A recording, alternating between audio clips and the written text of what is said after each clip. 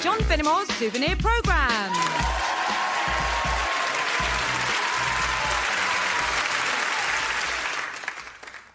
Well, here we are.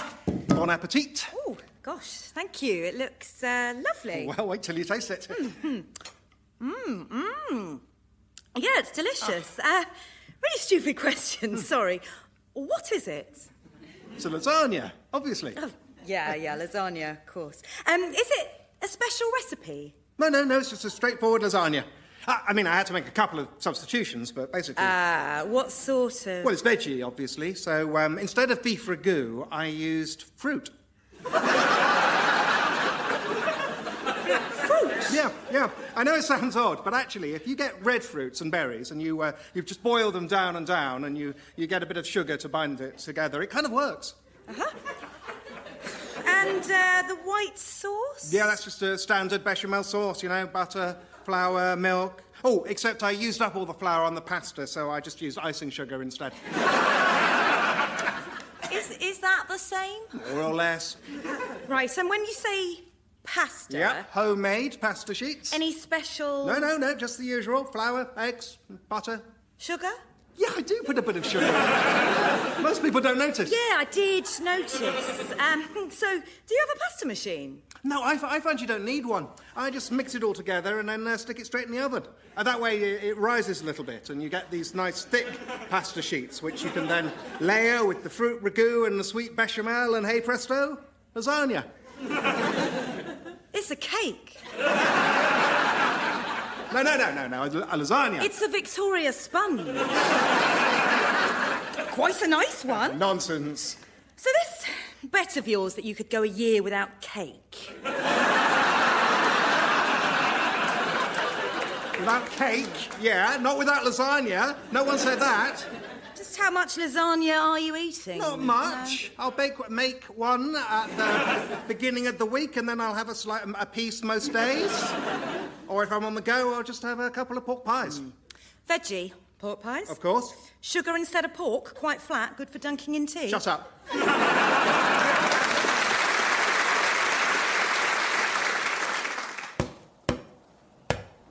Noah? Oh, hello, love. Hello, Japheth. Look, almost finished. Yeah, very nice. Noah, we've got some bad news. Jaff and I have been doing some sums and... well, I'll just say it. We're going to need 2 arcs. What? No. No, I've been over the measurements God gave me. They are exactly right, as you would expect. Yeah, when we set off. What do you mean? Well,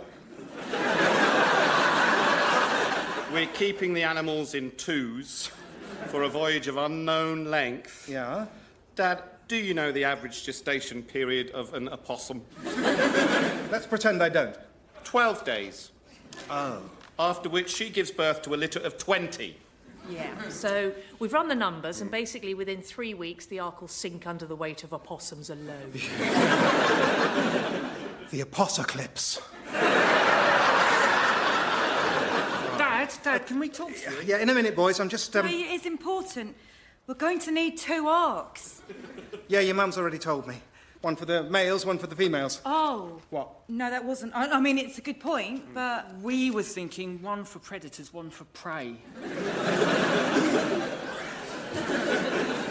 We're going to need 3 arcs. Yeah. No, actually... What? 4? Oh, yes. 4 arcs. Oh, no, hang about. Can't we just put the male prey animals with the female No. Ignore me. No, you're right. 4 is the minimum, isn't it? To be sure, no one breeds and no one eats anyone. Yeah. Oh, no, although... What? If the predator animals don't eat the prey animals... Yeah? Well, what do they eat?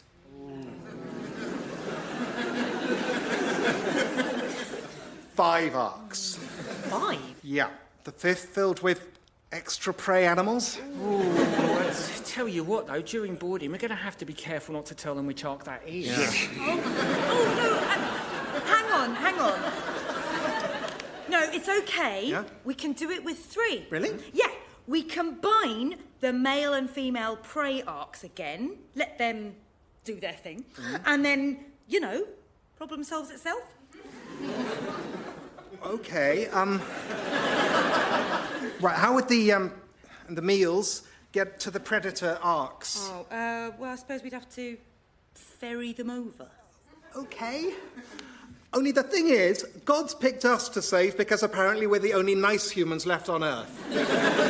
I don't know, I'm just not sure that sits well with encouraging half the animals to breed and then ferrying off their children to feed to the lions.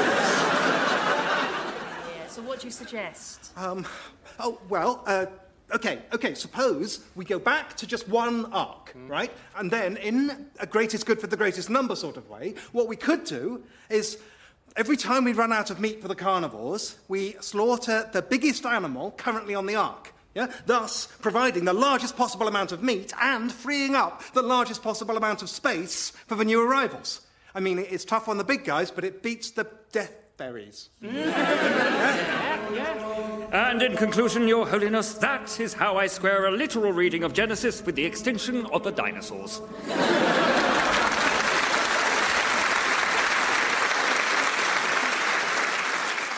Sir, are you the one they call Snetterton? That I am, my boy. Sir, I have walked 70 miles in 3 days to see you. They say that you are the finest craftsman of musical instruments in the world. Oh, now, I shouldn't go so far as that. Stradivarius is very good. Ha! He is nothing to you, sir. I have come to ask, will you fulfill the dream of my life and take me on as your apprentice? Oh, I don't know, boy. Some things can't be taught. Then might I at least be allowed to watch the master at work? Well, perhaps there's no harm in that. Watch then. First, I take the tempered metal bar. Then I bend it, thus and thus. Then I tie a bit of string to it, and 'tis done. A masterpiece. Well, perhaps. History will judge. May I try? Ha! I admire your spirit, my boy, very well. So, take the bar, and bend, and tie, and... Well, now. 'Tis a weak, callow effort, but there is promise there. You have raw talent, my boy, but only tireless practice will make it pay. Try again. Bend, and tie, and... Not bad. Truly? Not bad at all. A fine, workmanlike instrument of which no triangulist need be ashamed. Again, bend, and tie, and... My boy, your tireless dedication has paid off. This latest piece, why only an expert could tell it from one of my own. You do me too much honor. Oh, by no means. Again, bend, and tie, and... I have no words. This triangle is the finest triangle I have ever seen. Truly, the pupil has surpassed the master. No, do not say so. What is true? Well, sir, if it is true, which I do not grant, it is only because of your selfless encouragement and teaching you have given to me over the last 3 minutes. Your words move me deeply. To work with you and observe the flowering of your talent has truly been one of the greatest experiences of my morning. Now then, let's do 200 more and knock off for lunch.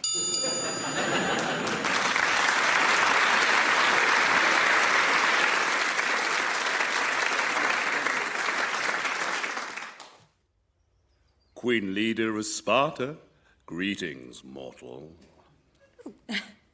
Who said that? I did. I said it. Who? Me, down here. Oh, hello. Aren't you clever? I'm not clever. Well, I am clever, but more importantly, I am Zeus, king of the gods. Are you? Well, of course I am. Who did you think I was? Well... Oh, yes, okay, a swan. Obviously a swan. But who else did you think had taken on the form of a swan? I hadn't really got that far, to be honest. I was just enjoying the talking swan. Well, it's me anyway, Zeus, king of the gods. All right. Hello. What do you want? Well. Isn't it obvious? No. You're a woman. I'm a swan. What do you think I want? Bread? No. Not bread. I want, you know. Oh. Oh, right. Oh. No, thanks. No.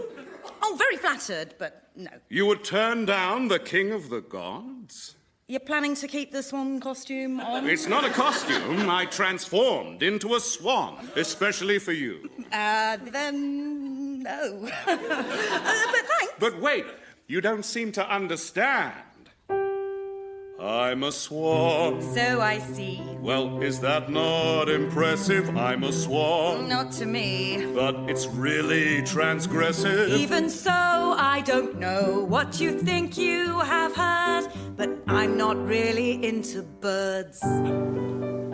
Have you necked with a swan? 'Cause we're dead good at necking. Yeah, I suspect, am I wrong? There's a fair bit of pecking. But I thought that all mortals thought swans were so hot. Well, now you've met one who does not. But I'm a swan. Yes, so I see, dear. I'm a swan. So no from me, dear. I'm a swan, though. Yes, I know, but I am not into swans. It's too bad, by the way, that you didn't stay Zeusy. If you had, I dare say, you might well have seduced me, 'cause the bod of a god I'd have frankly preferred to that of a large water bird. And you're a swan. Well, my outfit's vary. You're a swan. It's just temporary. You're a swan, though. Yes, I know. And I am not into swans. But I'm a lovely big swan. The point is that I'm not a swan.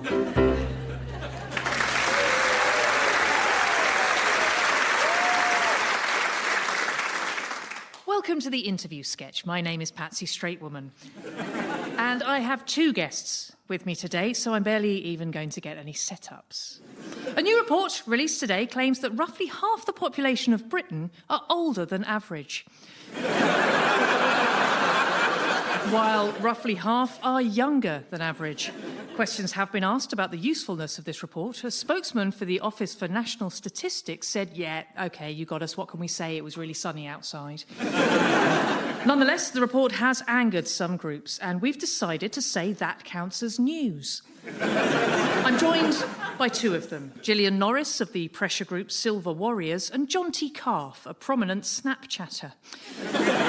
John T., what's the problem with this report? Well, the problem is that it's wildly inaccurate and a blatant attempt to marginalise and deplatform the coming generation. This extraordinary claim that half the population is older than average is simply not borne out by what I see in schools, universities and skateboard parks across the country every day.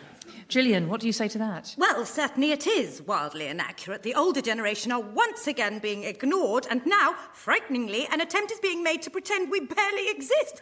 We have to listen to the people of this country, and what they are telling me loud and clear is that they are older than average. In some cases, quite significantly older. And I hear this every day in pubs, bowling greens and retirement homes. In fact, everywhere. But what Gillian won't tell you is that new, younger-than-average people are arriving in hospitals every day. And then let me tell you, they're not just slightly younger, they are about as young as you can get. And meanwhile, it gives me no pleasure to mention this, Gillian, but facts are facts. Meanwhile, every day, extremely old people are finally realising the futility of their position and resigning from humanity altogether. But what John T. fails to mention is the conversion rate.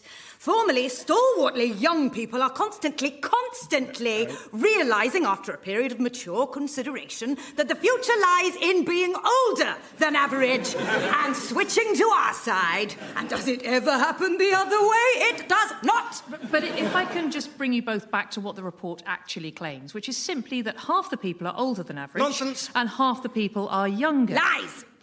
Then what would you say the figures are? You don't need figures, you just need the evidence of your own eyes and a simple stroll through the streets of Worthing at 2 o'clock in the afternoon will tell you people are older Well, it's quite clear that you've never walked through the streets of Soho at 2 in the morning. Well, actually, I have, in fact, done that many times, 30 or 40 years ago, when indeed most people were young.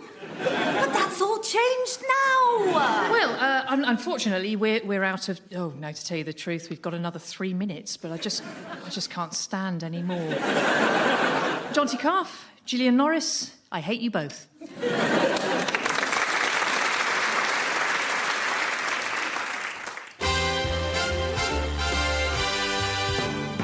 And the award goes to Snow White.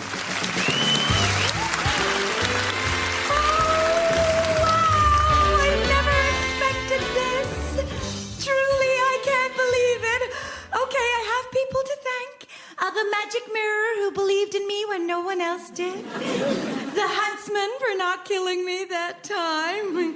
But most of all, my amazing team. There's too many to name them all, but if I can just mention a few. Doc, my right-hand man, I owe you so much. Happy, who always cheered me up, and Grumpy, who kept me grounded. And of course, dear Dopey, who could always make me laugh, and Bashful, who made me feel like a princess. And the list is endless. Oh, yes, of course, I can't believe I nearly forgot. Dearest Sleepy, who calmed me down and was always so zen.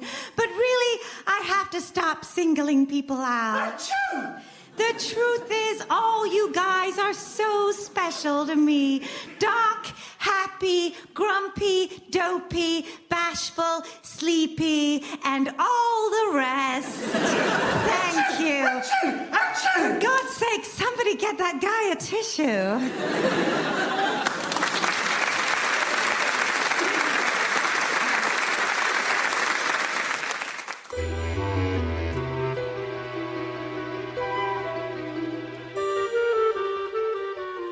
Well, since you ask me whether or not I believe in ghosts, I should not like to say yea, and I should not like to say ye nay. But this much I can tell you. I believe in ghosts. And I shall tell you why. But be warned, it is a story that will chill your very marrow. Oh, isn't it? Well, it's sitting next to you. I see. Well, whoever's marrow it is, this story will chill it. My story begins, finally, at that time in my life when I was a country vicar. It was the year 18 blank, and I was fortunate enough to have secured in the prosperous market town of Blanksbury the living at the church of the Blessed Virgin Blank.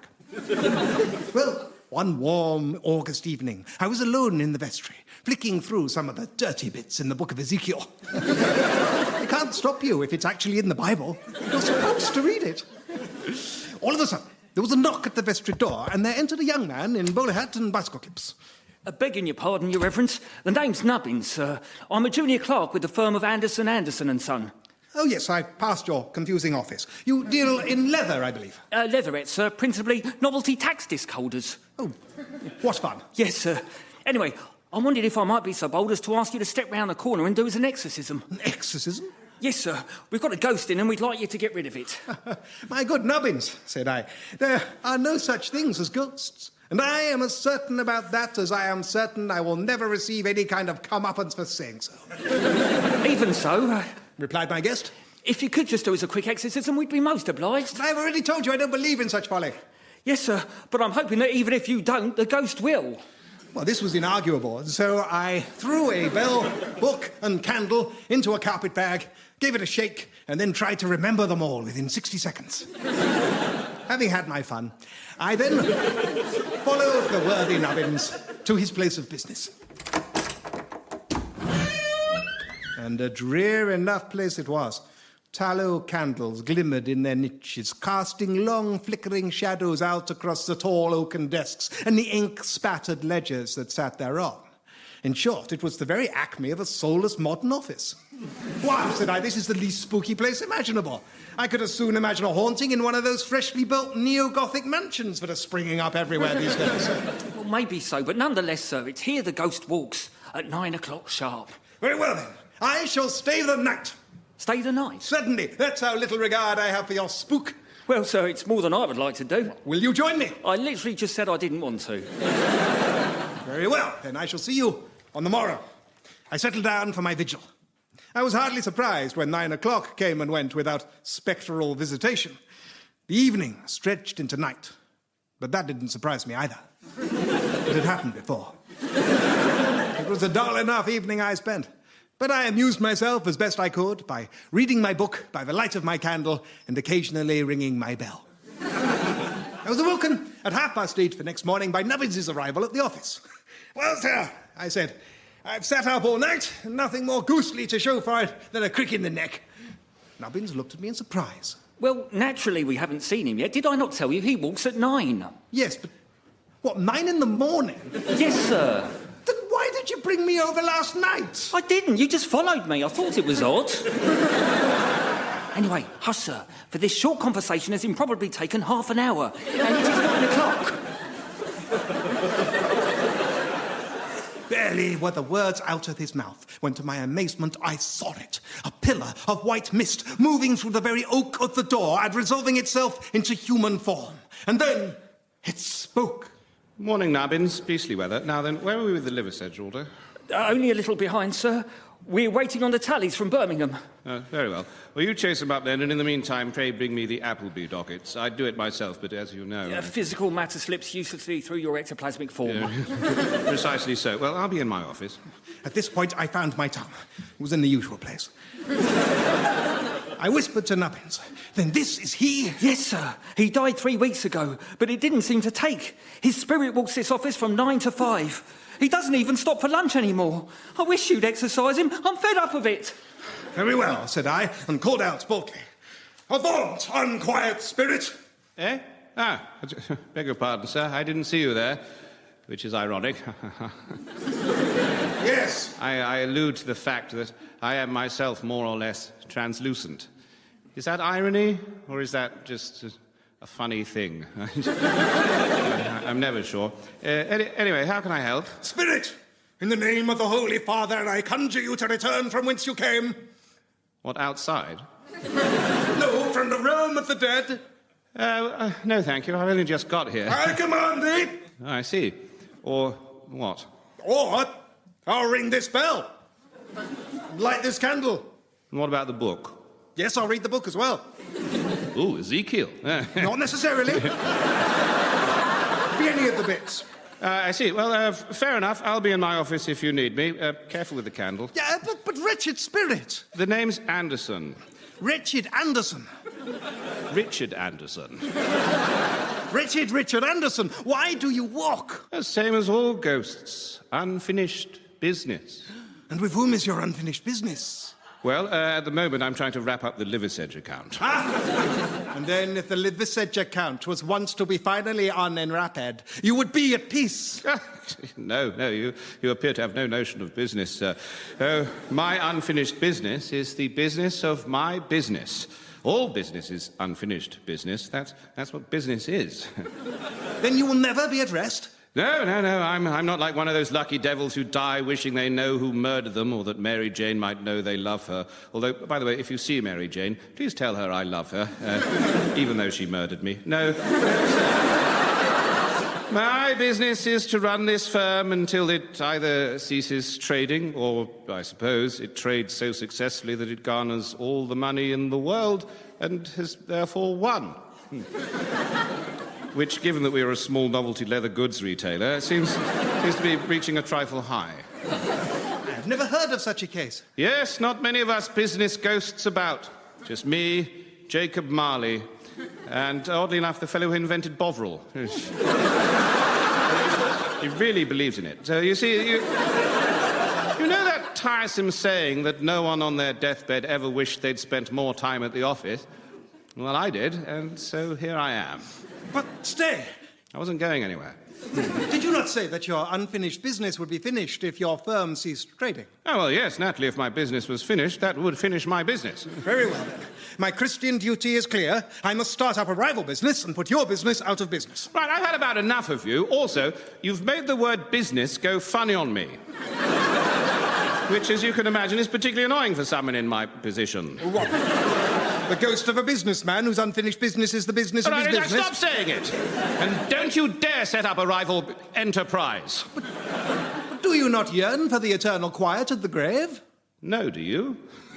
No, but I'm not dead. Oh, that's right. Rub it in. And with that, he swept into his office. But my resolve was unshaken. It was quite clear. The only way to help this poor troubled spirit was for me to put him out of business. I bought up the shop next door and began. Now, Bladesbury is a smallish town, and truth to tell, there was barely enough custom to support one medium-sized wholesaler of novelty leatherette tax disc holders, still less two.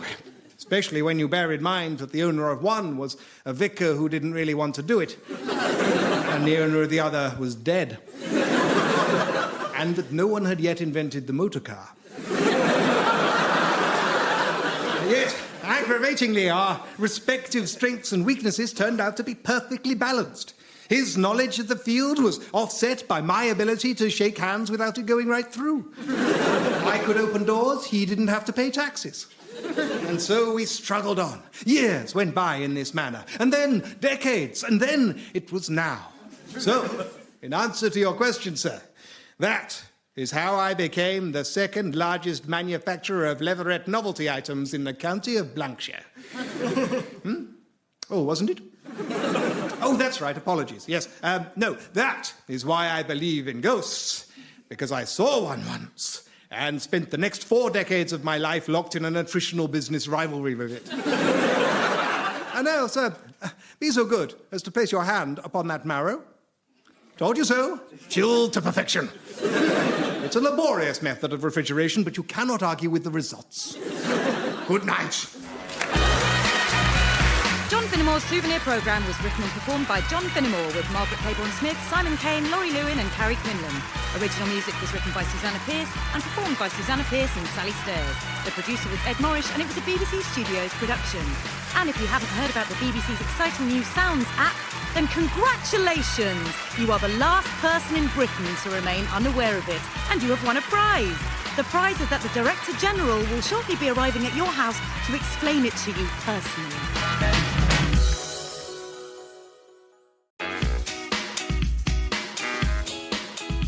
This is John Finnemore's Souvenir programme.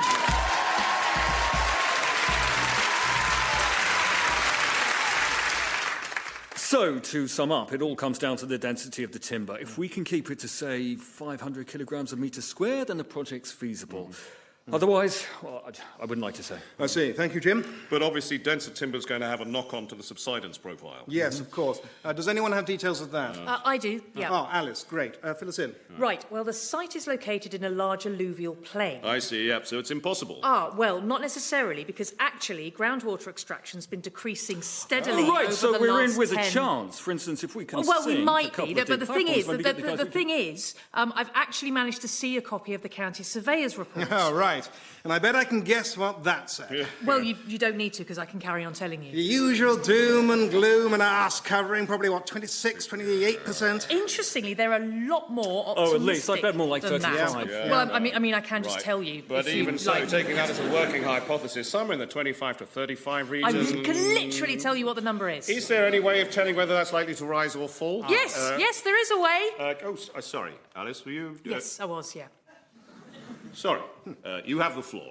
OK, so the number they're actually giving is only 18. Well, that does surprise me, because And I did, in fact, ask about their future projection, and the response was And the rest surprisingly is optimistic. history. Well, no, the rest is news, which I have, and I'm in the process of giving to you. So I think what Alice is saying here is that we can No, guys, afford I'm to be a actually bit here. more You confident. don't have to guess. It's not like a séance.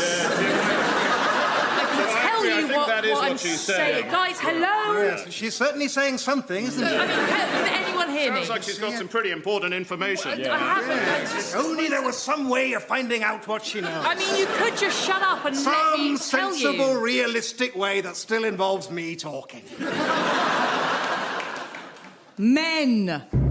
Just let us finish. You're doing really, really well these days about letting us start talking sometimes. We're very proud of you. Now, just go that extra mile and let us finish talking. It's not... That's right. Don't just cut in because you think you know where she's going with it.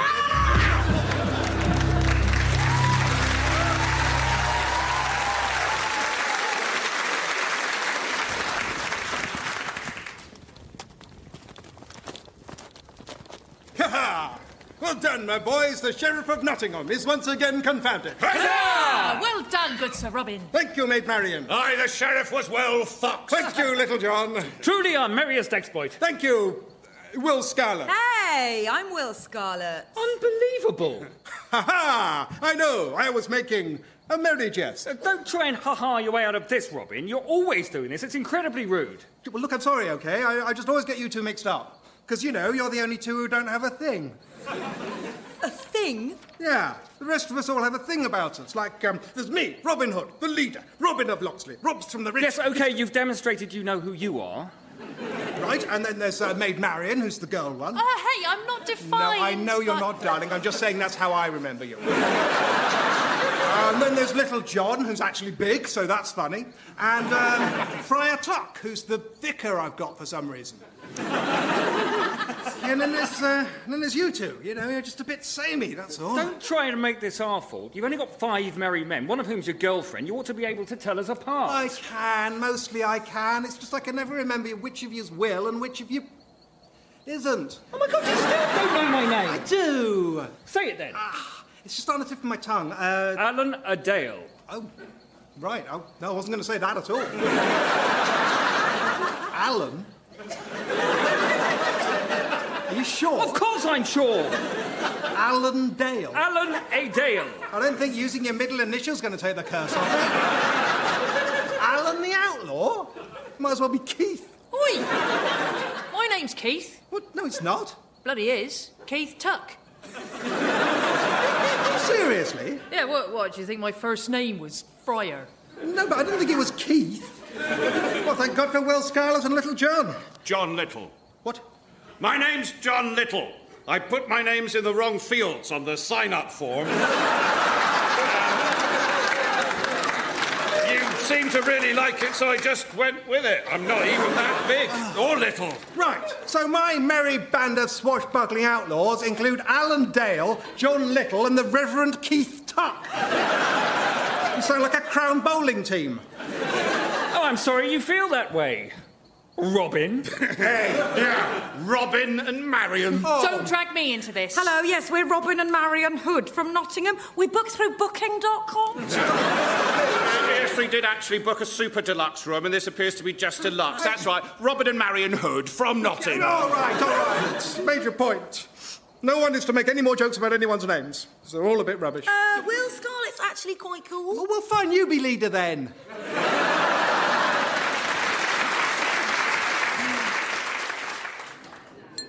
Thank you. I'm absolutely delighted to welcome you all here today to celebrate the marriage of my beautiful, talented, 1 in a million daughter, Joanne, to Tess. Now, originally, I was going to say here this was the proudest day of my life because that's what it said in the template. But then I looked at it and I said to myself, you know what, Yvonne? You can't say that. And I'll tell you why not. Because Jo's going to be speaking later and I know she'd call me out on it. No, you would. You know you would, darling. That's just the kind of relationship we have, where she feels completely able to hold my feet to the fire when I'm doing my usual thing of being ridiculously self-effacing. Mum, she'd say, I know most mums say their daughters' weddings are the proudest days of their lives, but come on, Mum, get real. Most mums have never walked the entire length of Hadrian's Wall. Or raised in excess of £130 for Help for Heroes. Or been to Bali. Anyway, today certainly is among the many, many, many proud days of my life, from an organisational standpoint, if nothing else. I'm sorry about the celebrant. We had absolutely no say there. I did protest, but apparently there's a rota system. So we ended up with Mrs. Sniffles there. And I did what I could. I gave her some warm-ups to do from my days in improv and a strepsil I found in my coat. But it was a lost cause, really. Anyway, that aside, I thought it went pretty well. The stilt walkers are engaged till 5, by the way, so if you've not had a look at them, pop out and have a look at them. What else? Well, Jo, of course, darling Joanne, little Jo Berg. Doesn't she look stunning in that dress? Would you believe it? She wanted to wear a suit. I said, darling, you know by now I am your staunchest supporter vis-à-vis the whole sapphic thing. But we have to draw the line somewhere. I mean, if anyone's wearing a suit, let Tess do it. She's got the shoulders to carry it up. Oh, speaking of, I should say a word about Tess as well. I like her. She's always very polite. I don't think that's more or less everything. Jo's going to do all the thanks, so I don't need to bother with that. And besides, it was basically all down to... Well, Jo's going to tell you. So I suppose all that remains is for me to invite you to raise your glasses and toast the happy couple. So, ladies and gentlemen, the bride and her wife.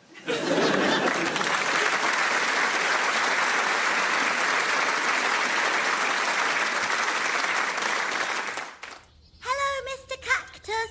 Hello, little strawberry.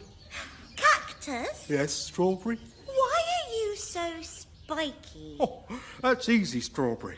If I wasn't covered in spikes, animals would try to eat me. Oh, I see. Strawberry, Yes, Cactus. why are you so soft and bright red? Well, Cactus, if I wasn't, animals wouldn't try to eat me. Right. That's also why I'm delicious. Are you? Oh, yes. Really yummy. Okay. So, one of us has really messed up then. Yeah. It looks like it. God, I bet it's me. Hooray! The rapture! Hooray, Pickles! Bye-bye, Mr. Cactus! No, it was her.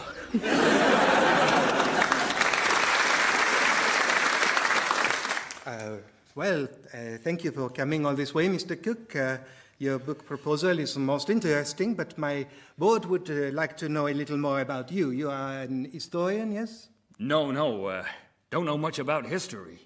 Oh. I see, then your background is in biology? Don't know much biology. Ah, and yet your proposed book is entitled An History of Biology. That's right. Ah, so I see, you intend it as a layperson's science book. Don't know much about a science book. Okay, so here we are in Paris. And of course, we tend to publish our Don't know books much in... about the French I took. I wondered whether you would. Well, Mr. Cook, forgive me, but what do you know? I do know that I love you. Yes, and I love you too, but you have to give me something to persuade the rest of the board. I know that 1 and 1 make 2. Okay, that'll do. We'll retitle it A Very, Very Simple History of Mathematics. Une histoire de mathématiques très très simple. There you are. You see, I told you, you're always doing yourself down.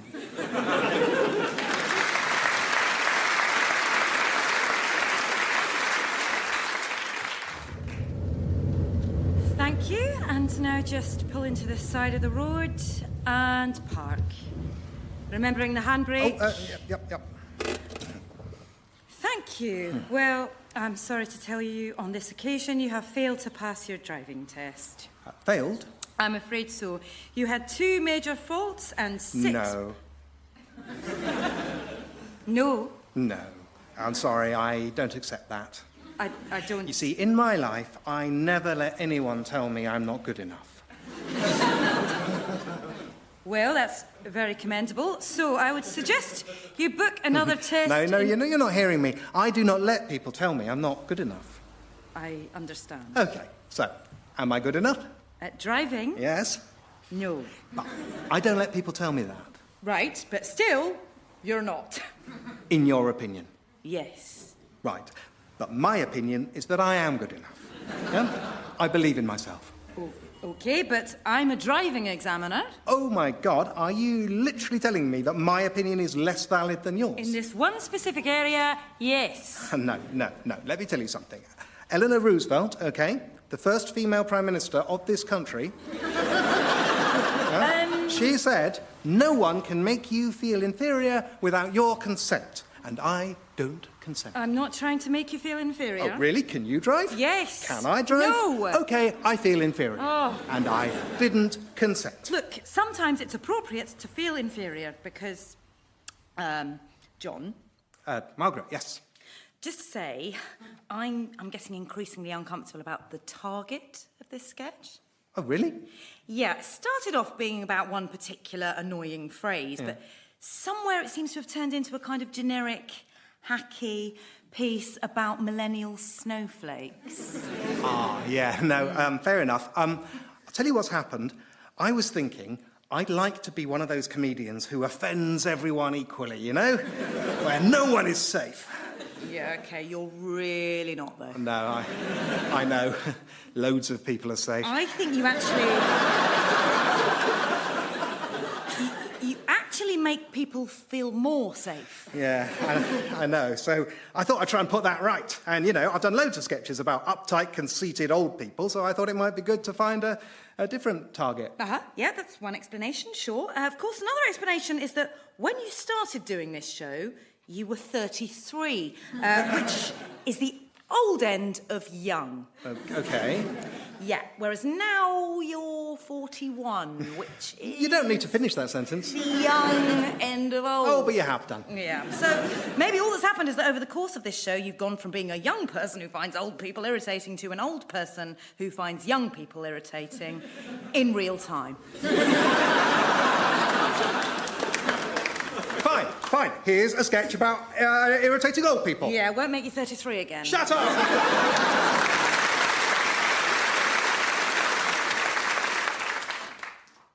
Excuse me, please. Hello.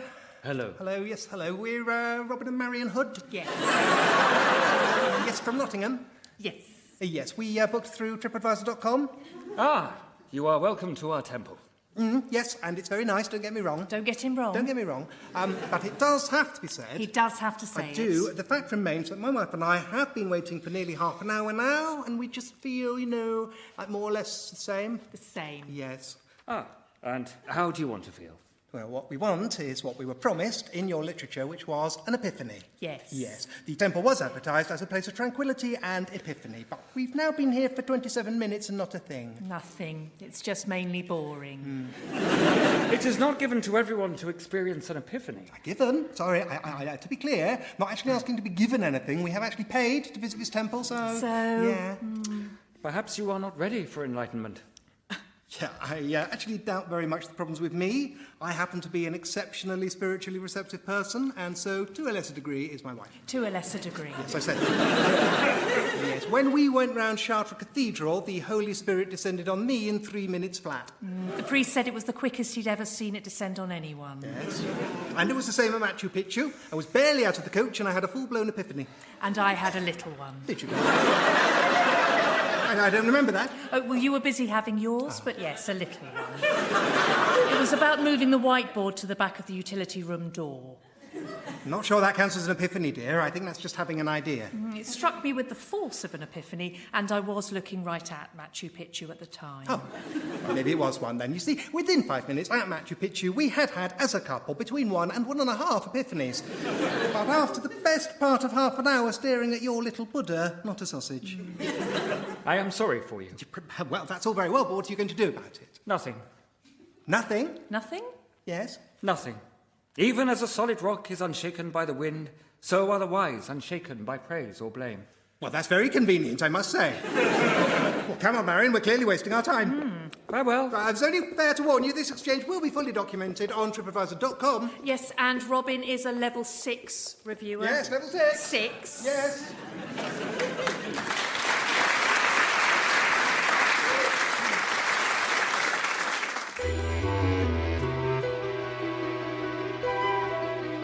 Well, since you ask me for a tale of the biter bit, the petard owner self-hoist, and medicine tasted by its own diabolical pharmacist. I believe I can furnish you with such a one. I was at home one cold, bright day in January when the doorbell rang and my valet came into my study. I sighed and explained to the man for the umpteenth time that when the doorbell rang, that meant that he should go and answer the door, not come to wherever I was. Oh, yes, sir, I was forgetting. Right you are. He left and shortly returned. A young gentleman to see you, sir. I have shown him into the drawing room. Have you? Yes, sir. Even though I am in here. Oh. I joined my guest in the drawing room. He was a young fellow of unusually short stature and evidently in some distress, for he was rocking to and fro pensively. Can I help you, young man? I hope so, Finnemore. I have brought you what I believe will surely be the most challenging puzzle of your whole career. Oh, have you? I mean, I like the easy ones, too. Still, fine. But first, would you care for a drink? Whiskey, absinthe, or something stronger? Something stronger? Like what? I don't know. A bear? Would you care for a bear? No, I think not. I'm a person of mild habits.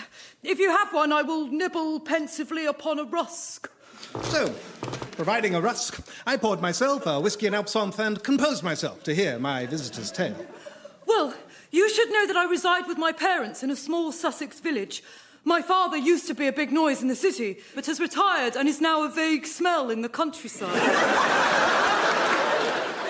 And my mother runs an agency helping cats find people who dislike cats so they can sit on their laps. And you yourself, I asked, what line of work are you in? I am at present a trainee human being, or to use the common vernacular, a child. I see. Well, that explains much that has been puzzling me. Your diminutive stature, the rusk, the rocking to and fro. Tell me, did you bring that rocking horse with you? I did, yes. I thought it wasn't one of mine. To continue, my parents and I are often visited by my aunt, a dull but pleasant enough woman, or so I thought. But 2 nights ago, Finnemore, my aunt, utterly unprovoked, committed the most extraordinary crime in full view of us all. What did she do? You will scarcely believe me when I tell you, Finnemore, but I assure you it is no more than the literal truth. She got my nose. She got your nose? She got my nose. She got it? She did, sir. She got it. Your nose? My nose. She, in short, got, to put it plainly, the next word I say will be the object of the sentence, and it will be nose. You are certain? Wretched woman left no room for doubt. She positively crowed about her achievement. Got your nose, she cried, in the broken cackle of a mad woman. Got your nose! What a chilling tale. Were you in great pain? Oddly enough, I was not. Slight tweaking sensation, but nothing more. I do find that remarkable.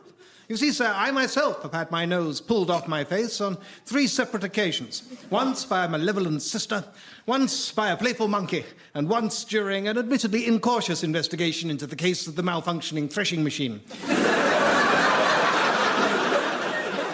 But on each occasion, I can assure you, the pain far exceeded what even the most stoical child would describe as slight tweaking. Sir, if you are insinuating I was mistaken, let me tell you I positively saw my severed nose gripped tightly in her hand. There is no possibility of error. I see. Do you remember, by any chance, in what manner she held it? Sir, every detail of that scene is forever imprinted upon my mind. She held it between her index and middle finger. Aha. I rather wondered if she did. Most instructive. But what possible bearing can that have upon the case? Perhaps none, sir, perhaps none. Merely a little idea of my own. Well, as you can imagine, I was much distraught by the loss. It was a particularly fine nose, sir. I have, in fact, twice won the cutest little button nose in all the whole wide world competition, as judged by my grandmother. Accordingly, I demanded my aunt return it to me. And now, Finnemore, comes the most extraordinary circumstance of the whole affair. She did. She gave it back. More than that, sir. She restored it to my face. That seems medically implausible. Nonetheless, such was the case. And that is the baffling case I wish to engage you to investigate. The case is solved. Surely not. Surely so. What were the curious points of the narrative? First, that your aunt, previously a woman of blameless character, should suddenly assault a beloved nephew for no personal gain. Second, that the pain was so slight and the repair so effective. And finally, sir, the curious question of the aunt's nasal grip. Perhaps you will indulge me in an experiment. I have here a small bowl of noses. Pray, select one and hold it up to me. Very well. This one.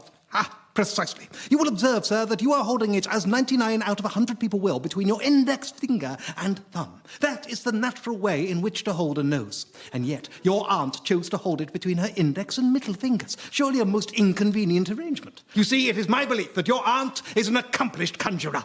At the moment of tweaking your nose, she slipped her own thumb between the two fingers before mentioned. It was this thumb which she then displayed.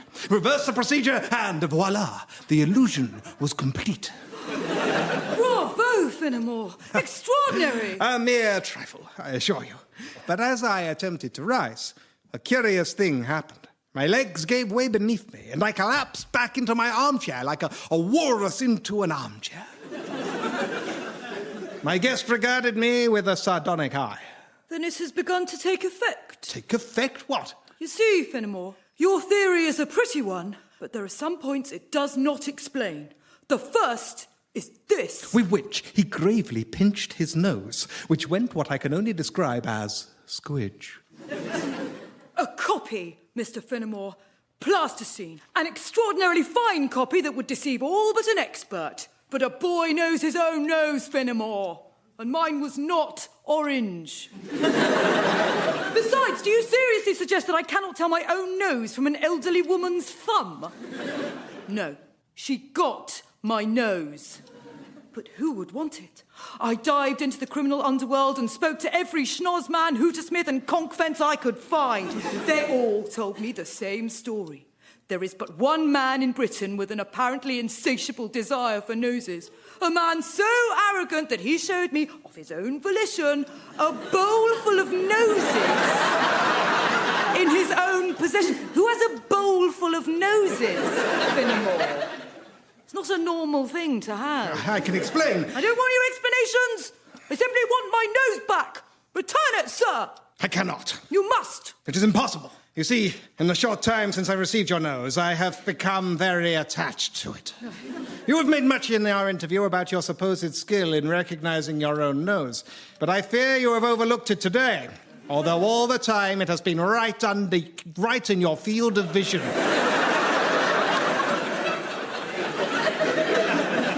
You mean Yes. that is... Yes, sir. It was in front of you all along, as plain as the nose on my face. But why? I told you already that I had had my own nose pulled off on 3 occasions.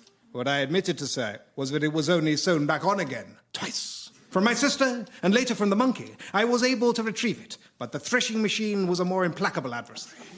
And since that day, I have hunted, bought, and yes, stolen noses to act as a replacement. But none would fit. The bowl I so incautiously showed you represents the failures. You see, my own original nose was noted for its extraordinarily delicate moulding. Indeed, I twice won the very same cutest little button nose in all the whole wide world contest you mentioned, but both times when I was in my 50s.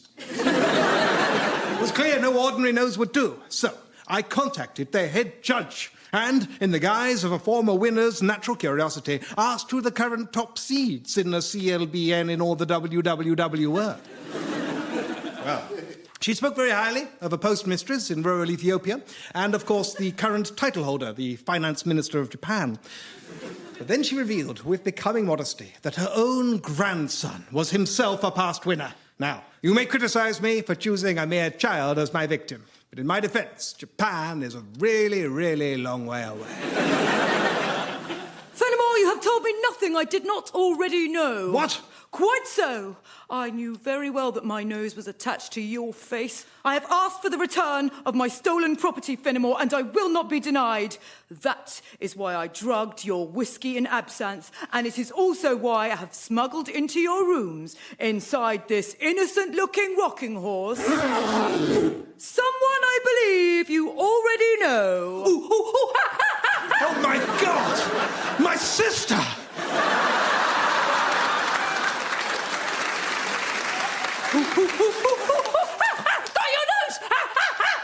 Good night. John Finnemore's Souvenir programme was written and performed by John Finnemore, with Margaret Caban-Smith, Simon Kane, Laurie Lewin and Carrie Quinlan. The producer was Ed Morrish, and it was a BBC Studios production. John Finnemore's Souvenir programme is committed to sustainable comedy. For every punchline we harvest from John's frontal lobe, we plant 2 new premises in the back of his mind.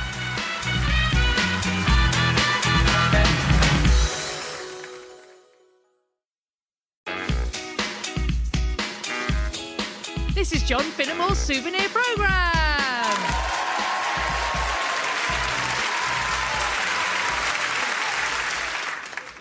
Oh, now, Hugh, I particularly wanted you to meet Eddie.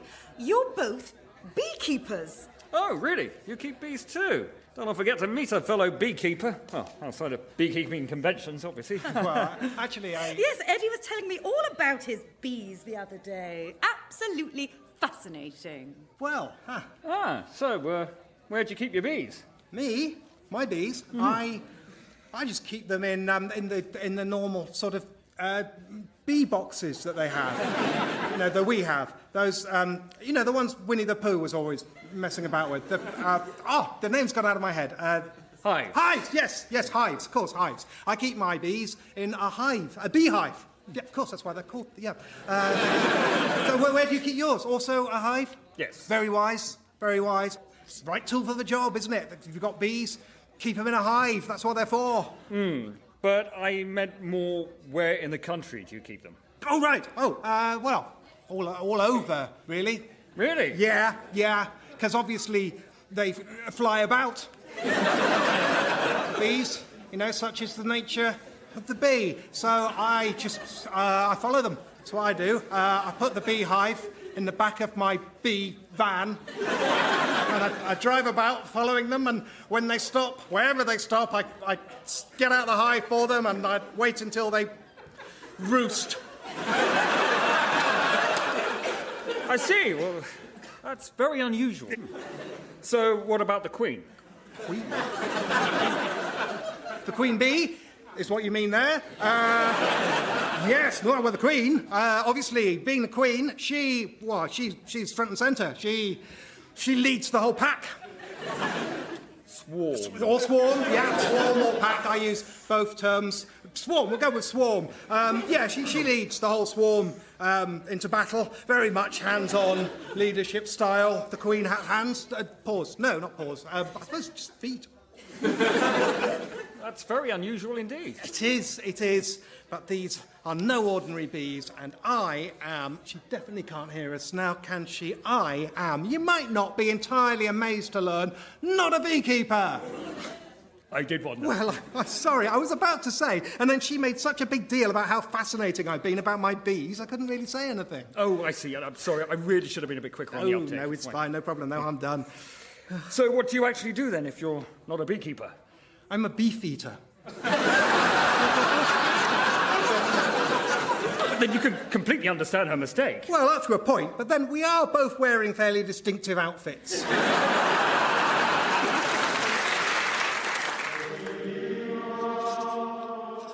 Brother Anselm. Reverend Father. So, how progresses the manuscript? Tolerably well, Father, I hope. I finished the woodland creatures at the base of the letter, and the angelic choir are all done but for the robes, for which I await a further supply of lapis lazuli. I see. Certainly the effect is beautiful. You are too kind. And how long have you laboured at the work so far? 3 months tomorrow. Oh, I see. And would you kindly read me back what you have so far? By all means.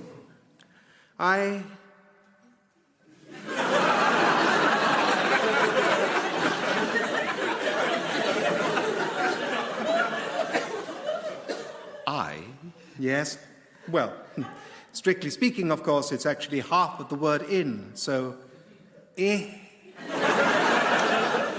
Oh, I see. I don't wish to offend you, Anselm, but is there any chance you could go a little faster? Faster? I don't see how, no. The next letter's N. That's 3 times as big as I. I was going to give it the rest of the year. Oh, I see. Only you do have the whole of the rest of the Bible to go. Exactly, the holy word of God. You wouldn't want me to rush it, would you? Well, perhaps a little bit, yes, because you see, there are 3.5 million letters in the Bible, and you are 78.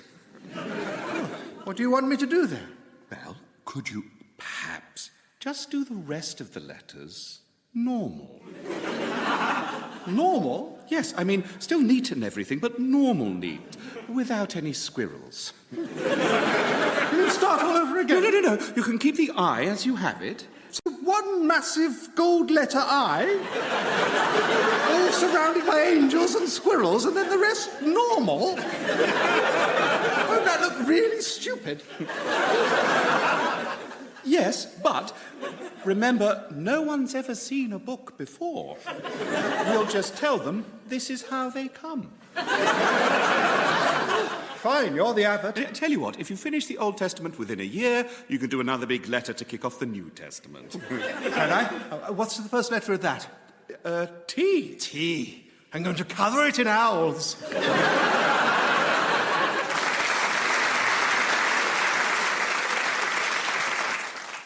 Thank you for downloading an American podcast. Support for this podcast, like all American podcasts, comes by the sound of it from a little cartoon frog. And the frog is at the bottom of a very deep well, and he's very tired. But he's cheerful, and he has a whole range of baffling services to describe, using simple drag-and-drop tools to lock in your base rate to your realtor's healthcare provider. To get started, go to froginawell.com/America. Frog in a well, making the amphibian Fibian.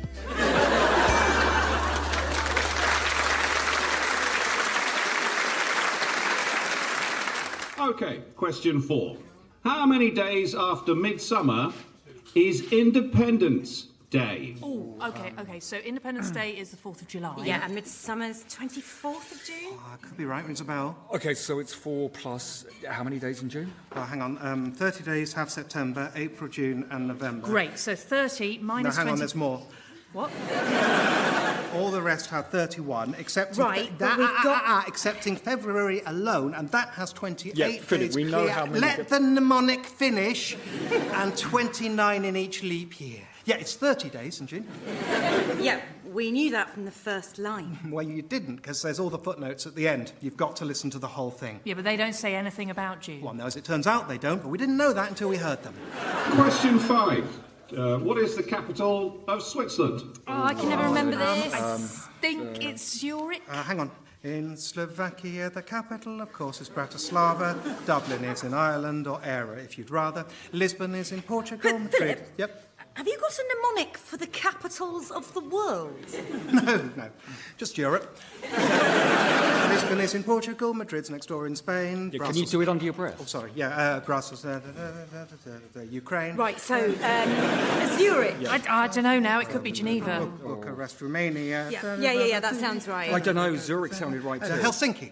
Oh, hello, Philip. Did you get it? No, that's just the end of a verse, sorry. Hang on. There's Skopje, Macedonia, there's Tallinn in Estonia. Let's just put Zurich's, what you said first. Always go with your first answer. Okay, got it. The capital of Switzerland's a tricky one to learn. Is it Zurich or Geneva? Well, no, actually, it's Bern. Bern! Yes, that's right. Well done, Philip. Right, so, B-E... Just pencil it in for now. Got another 4 verses to go.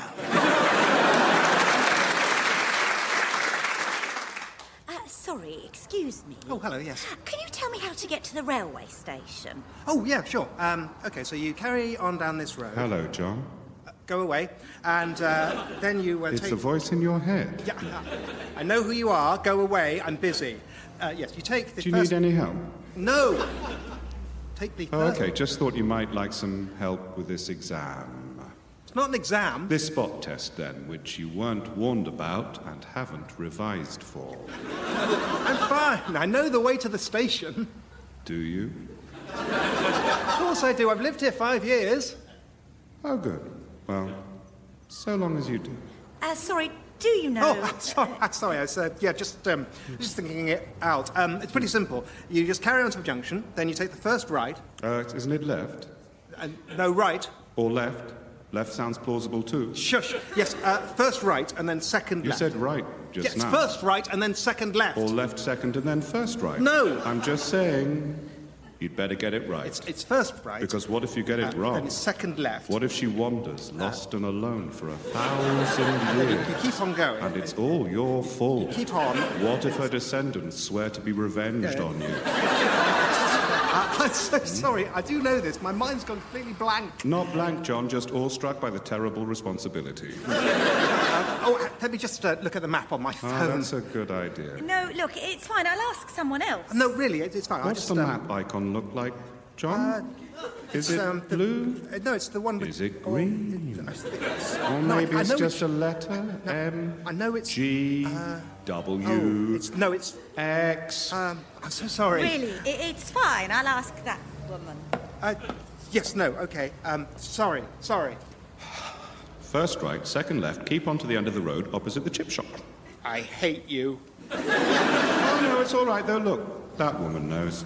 She's telling her. Yes. That's good, isn't it? Still, you'd probably better wait here for a few minutes now, hadn't you? Yes. Since you're going to the station, too.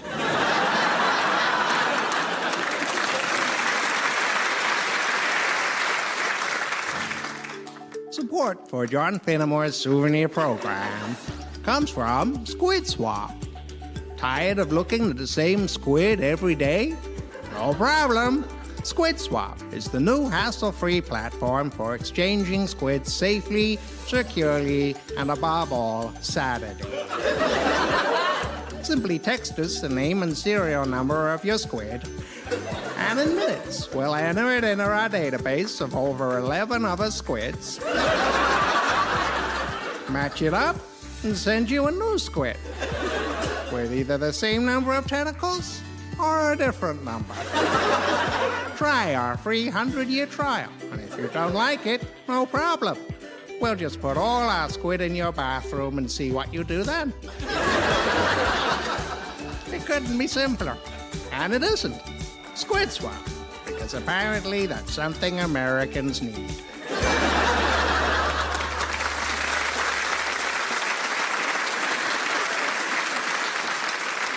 Good evening and welcome to the interview sketch. My name is Patsy Straightwoman. I'm often asked if Patsy is short for anything. Well, yes. It's short for Pat Simplistic Feedlines. My parents were unusual people. I'm joined today by Professor Anthony Craven, Emeritus Professor of Theoretical Physics at the University of Manchester. Welcome. Thank you. Now, Professor, you've spent your life working on string theory. Perhaps you could start by explaining, in simple terms, what string theory is.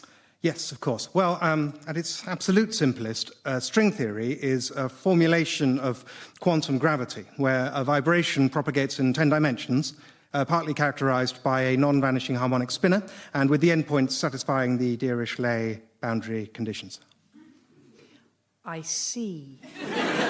I wonder if, for a non-scientific audience, you could make it even more simple than that. Oh, yes, of course. I'm so sorry. Right. In the very simplest terms, the theory is everything is made of string. Is it? Sorry, is that the theory or is that the case? Is that the case? No. And is it the theory? No. But you did say to make it as simple as possible. Yes, of course, that was my fault. I zoomed you out too far. Could you try to explain it at a level somewhere in between the two? Yes, I'll try. The theory is that some things are made of string, such as string vests, hammocks, string itself. But other things, and also all of the things I just mentioned, are made up of entities vibrating in a four-dimensional space-time compactified with a six-dimensional Calabi-Yau manifold. Does that make it clearer? Not really. I'm so sorry. It's just I basically got two settings, talking to scientists and talking to people. I just never worked out a third gear. Sometimes scientists use helpful metaphors. Oh, do they? Like, the universe is like an egg. Oh, OK. Yes, the universe is like an egg. No, you have to do your own one. Oh, I'm sorry. The universe is like an orange. Is it? Yes? In what way? They both exist. Oh, no, hang on. We're talking about a notional orange, aren't we? So, no, there's no point of similarity at all. Right. So the universe is utterly unlike an imaginary orange. So far as we know. Professor Craven, I mean, normally at this point I say thank you, but... No, I quite understand. Yeah, Professor Craven, goodbye.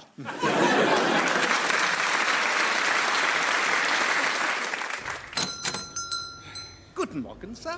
Hello, are you Geppetto, the toy maker? Yes, I am he. Good. Now, look here. My wife bought a couple of your puppets last week. Oh, wonderful. I hope you are pleased with them. Well, not really, no. Oh, dear. What is the matter? Have they tangled their strings? I am always worried. No, they haven't tangled their strings. What they've done is they've turned into children. Yes, mine did that also. Isn't it wonderful? No, it's not wonderful. All my life, you see, I have wished for a son, and now at Well, last... I'm very pleased for you. The wife and I, on the other hand, have 3 children. That's who I bought the puppets for. Only now, suddenly, we have 6 children. And no puppets. It's a miracle, I know. It's not a miracle. Well, it is, but not in a good way. I'm very annoyed. We only wanted 3 children. Well, come to that, we only wanted 2. So these days, we take careful precautions. Only I didn't realise that one precaution we needed to take was not buying puppets. I'm sorry, I didn't know, you see. On top of which, they're faulty. Faulty? Yes, their noses keep changing size at random. It's very unsettling. Oh, yes, mine does that too. I've worked out it's not random. The nose grows when they lie. When they lie? Yes. Have you any idea how often small children lie? I'm beginning to find out, yes. But perhaps with the nose thing, it will teach them not to? I doubt it, and even if it does, that's really more of a workaround than a solution, isn't it? Well, look, you ought to know the worst at once. If they're like mine, you would also find that their ears go transparent when they do mental arithmetic. Also, their buttocks burst into flames when they use their imagination. I'm so sorry, I've never made real children before, you see, and also I didn't know that's what I was doing this time. Well, I'd like to return them. Well, I'm afraid I don't do refunds, but I can offer you an exchange. We don't have any child puppets left, though. All right, what have you got? Let's see, a policeman, a witch, a crocodile, or the devil. I'll stick with the children. Oh, Pinocchio, what have I told you? No reading storybooks on the sofa.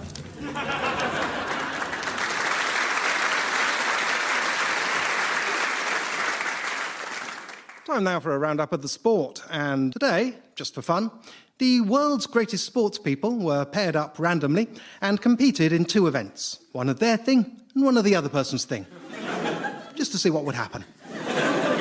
And the results are, Tiger Woods beat Serena Williams at golf, but lost to her at tennis.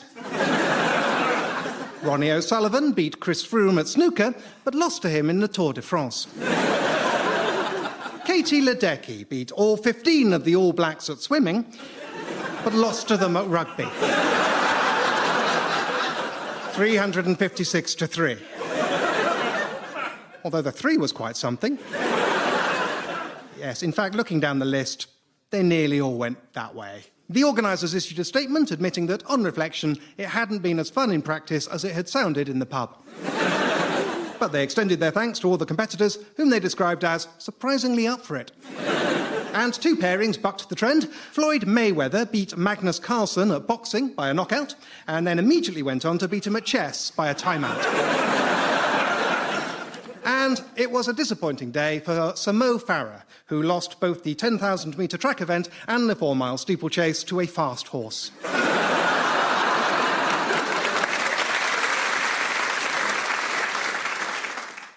All right, I will now read the will. I, Jeremy Tosser, being of sound mind, but also completely hilaire and totes jokes, hereby revoke my previous will in which I left my vast fortune split equally between the 4 members of this family in favour of this new one. My entire fortune undivided, I now leave to whichever of them is the last to say the word, starting from now. That is the end of the will. Word! Oh, Freddie. Right, I'm first. You all heard. I'm safe. No, young Master Tosser, I'm afraid it's the last person to say it that receives the money. Oh, okay, right. I get it now. Okay, start again. Alas, no. You lose your inheritance. Oh, come on! Commiserations. Shall I continue reading? There's more. Oh, yes. I bet Freddie's out now. Maybe Jenny too, but definitely Freddie. Oh, and to be clear, the money goes in its entirety to the fourth member of my family, whomever it may be, once the third person has said the word work. What? Sorry, did you say... I mean, could you read that again? Once the third person has said the word work. I think he wishes to clarify that the fourth person doesn't themselves need to say it. Oh, great. Well, I'm back in then. I never said work. Oh, Freddie. Right, so to be clear, the word we can't say ends with a K. No, to be clear, the word you can't say ends with a D, and you just said it. Commiserations. What? No, you just... If I may continue reading, did that get Jenny? If Jenny wasn't already out, that definitely got Jenny. And don't whinge, Jenny. I clearly said that is the end of the will. Obviously, anything after that is just me trying to screw with you. Even this, I'm still doing it. Is there anyone left? I bet Ruth's still in. Maybe David, but definitely Ruth. Go on, Ruth. Say word. I know you want to. Come on. Are you really going to let me dictate what you can and cannot say, even from beyond the grave? Go on. Tell me to stick my stupid inheritance. Say word. Go on. Say it. Say it. Say it. Say word. Say it. Say it. Did she say it? No, I didn't think so. I knew she didn't have the courage of her convictions.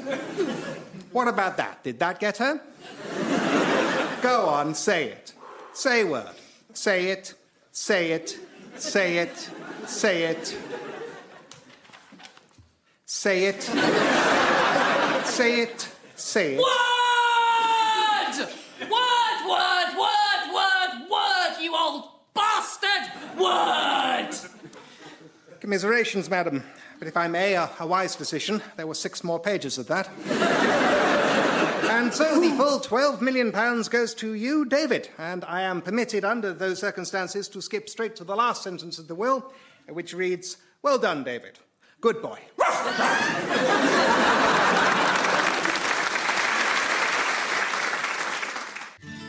Support for John Finnemore's Souvenir program comes from Americals, your one-stop shop for all your weird, complicated American needs. Choose from our hundreds and hundreds of baffling services. Every month, someone will come round and swap your shoelaces into the other shoes. Maybe you need that.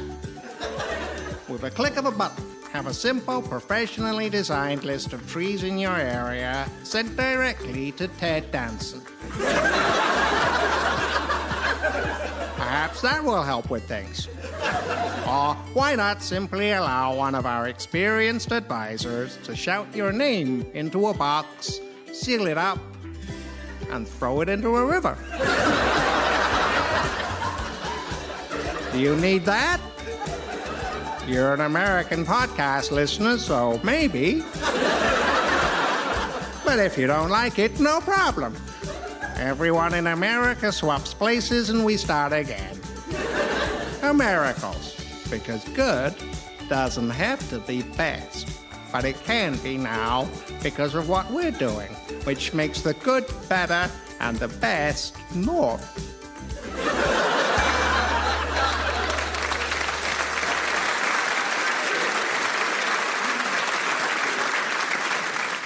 John? Yes, Carrie. You know, in the pub quiz sketch earlier, Yeah? can you teach me that rhyme about the capitals? No, sorry, Carrie. There isn't really a whole rhyme. There is. I heard you. No, I just did a couple of lines and then I went in between. Ah. Sorry. So just to check, if I asked you, say, what's the capital of Slovenia? Well, since you asked me to name the capital of Slovenia, I believe I may be able to furnish you with the information you request. In Slovakia, the capital, of course, is Bratislava. Dublin is in Ireland, or Era, if you'd rather. Lisbon is in Portugal, Madrid's next door in Spain. Brussels is in Belgium, Kiev's in the Ukraine. Sofia's in Bulgaria, and while you're in the area, there's Chisinau, Moldova, and Athens down in Greece. Then there's Bucharest, Romania, Tirana in Albania, and Sarajevo, Bosnia, now happily at peace. The Netherlands has Amsterdam, Malta has Valletta, Oslo's up in Norway, I suggest you take a sweater. Pristina is in Kosovo, although I am afraid it's not recognized in Serbia, so don't sing this in Belgrade. San Marino is its own one, 'cause it's just a little fella. Andorra is the same, except they stick on a labella. Luxembourg and Monaco are similarly dinky. Hungary has Budapest, Finland has Helsinki. There's Skopje, Macedonia, there's Tallinn in Estonia. Montenegro's Podgorica, I've said that right, I hope. Rome, of course, in Italy, and nestled in it prettily, the Vatican, a city-state in which you'll find the Pope. Lithuania has Vilnius, and now I'm sure you're eager for the capital of Latvia, so here you go, it's Riga. Copenhagen is in Denmark, Minsk's in Belarus. It was once called Belarussia, but that's fallen out of use. Now the capital of Switzerland's a tricky one to learn. Is it Zurich or Geneva? Well, no, actually it's Bern. Warsaw is in Poland, why not visit it today? Prague's the Czech Republic, London's the UK. Reykjavik's in Iceland, another very nice land is Sweden. Visit Stockholm if you ever get the chance. Vaduz you'll find in Liechtenstein, Vienna, home of Wittgenstein is Austria, and Paris is the capital of France.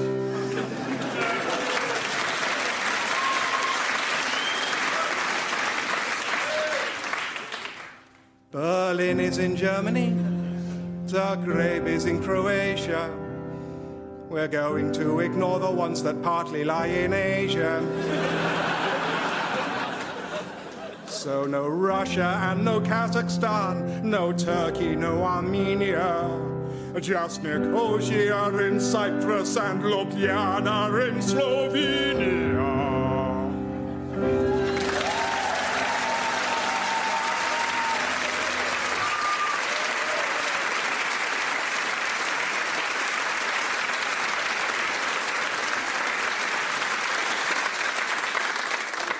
Yes, Ljubljana. Thanks.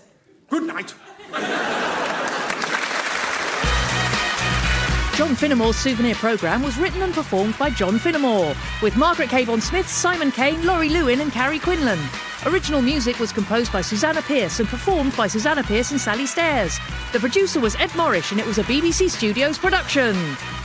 There now follows a special message to the people who are, at this very moment, composing a tweet to John pointing out that the capital of the Netherlands is actually The Hague. Message reads, "Easy, Tigers, it's not. The Hague's the seat of government, but the capital is Amsterdam." Message ends.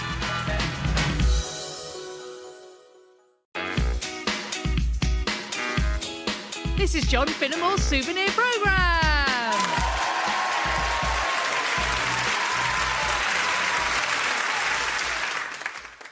Daddy, do you know something? Lots of things.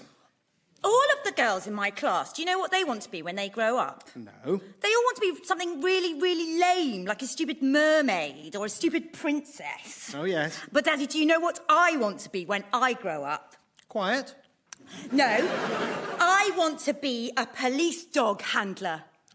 Do you? Yes, I really do, because I like helping people and I like having adventures and I really, really like doggies. So, when I grow up, I'm going to be a police dog handler and I'm going to have my own police dog and his name is going to be either Rusty or Sparky.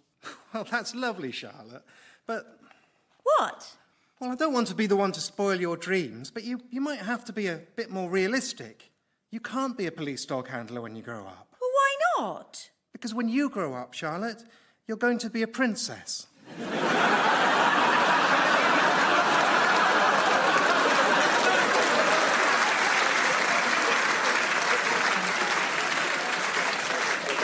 And princesses aren't allowed to be police officers. Why not? Because it's not fair on a Secret Service detail. You have to twist their bloody arm to let you be in the army. But, Daddy, why do I have to be a princess? Because God said so. Did he? Really? No, not really, but that's what we say. So I'm sorry, Charlotte, but I think it's better you know now. Not everyone gets to follow their dreams. Some people have to be princesses. Now, come on, it's time to go and put on your prettiest dress. I don't want to. Why do I have to? Because there's a huge party at the palace tonight given especially for you. I hate those parties. Yeah, well, I'm sorry. We all have to do things we don't want to do. You don't? I do. I'll tell you a secret. I hate those parties too. And so does your great-granny. What about Grandad? He quite likes them.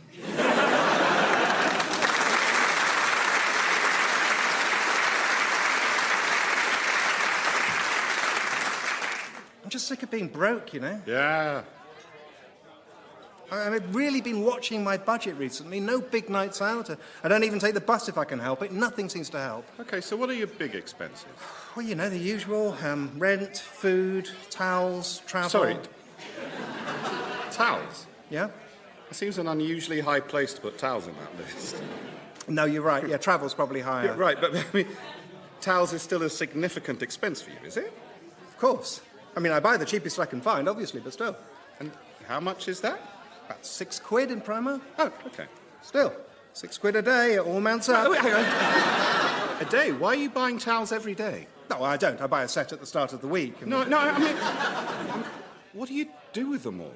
dry myself, And then what? throw them away, of course. You can wash towels. Wash them. Yes! How? In a washing machine, the same way you wash your clothes. Oh, God. you do wash your clothes, don't you? Of course I do, but towels are so big. There wouldn't be room for anything else. So do them on their own. Oh. Seriously, does everyone else wash their towels? Yeah. How have you gone this long without knowing that? I don't know. I just learned from my parents, I suppose. My parents got new towels every week. Obviously, I assumed everyone did. Really? Did they? Yes. Explain what happened. Well, Mrs. Dennis down the road picked up the washing and the used towels every Monday, and every Wednesday she brought back the clean laundry along with a fresh new pack of... Oh. Oh, right. Yeah. Ah. Oh, I feel such an idiot. Of course. They're the sort of thing you wash and use again, like clothes or dishes. And all this time I've been assuming they were the sort of thing you use once and throw away, like tissues or bed linen. Oh, wait!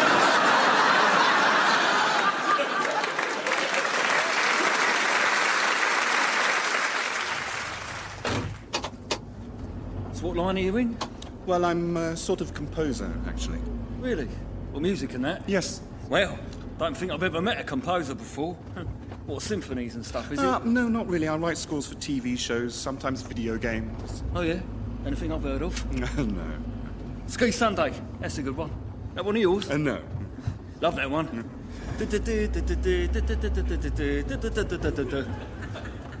did that then? I think J.S. Bach. Oh, yeah? Bet you wish you had his money. Yeah. I came up with a tune the other day. Oh, yes. Yeah. And it stuck in my head for days. How'd it go? Well, don't worry. Oh, yeah. Da da da da da da da da. Da da da da da da da da da da. That was it. You can have that one if you like. Okay. Well, thank you. Well, I say have it. I mean, obviously, if it goes huge, we split the profits 50-50. I actually think I may have heard it before. You bloody haven't, mate. I made it up. Right. Unless you're calling me a liar. No. All right. Yeah, just woke up with it in my head one morning. Da da da da da da da da. I mean, obviously it needs, words, but I don't know. Let's all go down to the seaside. Or, something romantic. Bloody hell, darling, you're gorgeous. Which do you like? They're both very good. Yeah, no, they are, yeah. Well, we can, try them both. Listen here, look, here's my card. You work something up from it and then give me a bill, and if I like it, we can go from there. Great, thank you, will do. Yeah, nice one. But seriously though, mate, don't screw me over on this, right? If I hear that tune somewhere else and you've not been in touch, I'm coming looking for you, okay? Understood. What's your name? Andrew Lloyd Webber. Right, well, nice meeting you, Andy. Be lucky. There we are. Dad, should we put another sign lower down so kids will see it too? Yeah, that's a good thought. I tell you what, we'll do that on the next post down, okay? Okay. Don't worry, someone will have seen him. Oh, Dad, look! Wombles! We're very lucky. You don't often see wombles. Should we ask them if they've seen Buddy? No, better not. They're very shy. Making good use of the things that we find. Dad, wombles are herbivores, aren't they? Yeah, that's right. Yeah, they eat fir cones and acorns and elm bark and things. Why?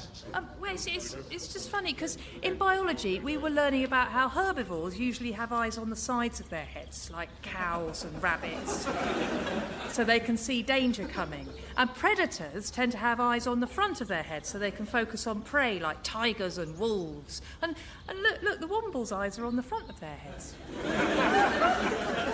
Yes, they are. Oh, well, wombles must be the exception. Now, come on, let's get the rest of these signs up. Buddy must be somewhere.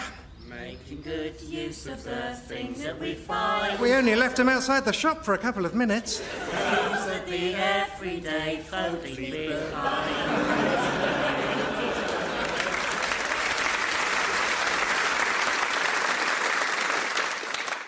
Now, the funny thing is, all sorts of people have tried and none of them could do it. Oh, couldn't they? No, not one of them. Not a single one. They all thought they could do it. None of them could. I include myself in that. I couldn't do it. Couldn't you? No. I tried mine. I was the first to try. I looked at it and I thought, well, I ought to be able to do that. And I gave it a shot and, yeah, couldn't do it. Yeah. Then, of course, Gracie sees me trying. She says, give it here, well, I'll do it. But she couldn't do it. Well, she takes it off me. Yeah. She has a look. Yeah, she tries, but she tries, but... She couldn't do it? She couldn't do it. Well, I never. What a twist. So we showed it to Jim and Glynis. Oh, God, did you? Yeah. You remember Jim and Glynis? No. You do. He's all over freckles. She's got her leg. Right, but they couldn't do it? No, they couldn't do it. No, I never thought they'd be able to do it. Right. Of course, they had to have a try. Did they? Yeah. First, Jim tried. Right, but he couldn't do it. He couldn't do it. Then, Glynis tried. Right, she couldn't do it. She couldn't do it. There we are then, that's that. Oh, well, no. Because they've got this son, you see, Max. And could he do it? This is the sort of thing he is really good at. I expect he could do it then. Yeah, well, you would think so. Oh, is there some sort of surprise ending to this story? there is, as it happens. Is it the one you said right at the start? Yeah, well, I'm telling you. I know, I'm trying to stop you. He sizes it up, see? Yes! He gives it a try. Yep. Eventually, he looks up. And he says... If he says, I can do it, you've seriously missold this story. No, he says, I can't do it. Well, I never. Quite the twist. But he says, I'll show my girlfriend. Oh, no. Yeah, I bet she can do it. I bet she doesn't. He was that confident she'd be able to do it. I think his confidence was misplaced. Well, next week, he comes back, tail between his legs. I wonder why. To tell us... She couldn't do it? That's right! She couldn't do it! Well... We were all very surprised. God, I envy you. Of course. Then, everyone wanted to try. No. Oh, yeah, Sue tried. Couldn't do it. Couldn't do it. Omar tried. Couldn't do it. Couldn't do it. Rianne tried. Just tell me how many people tried and I'll tell you how many people couldn't do it. Oh, let me see. First I... No, don't start again!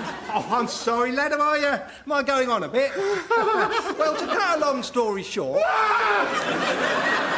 no one could do it! So I thought I'd show it to you. Yes. Could you do it? Yes. Really? Yes, look. Oh, well, in that case, you must be the one true King of England. Well done, sir. Thank you, Merlin.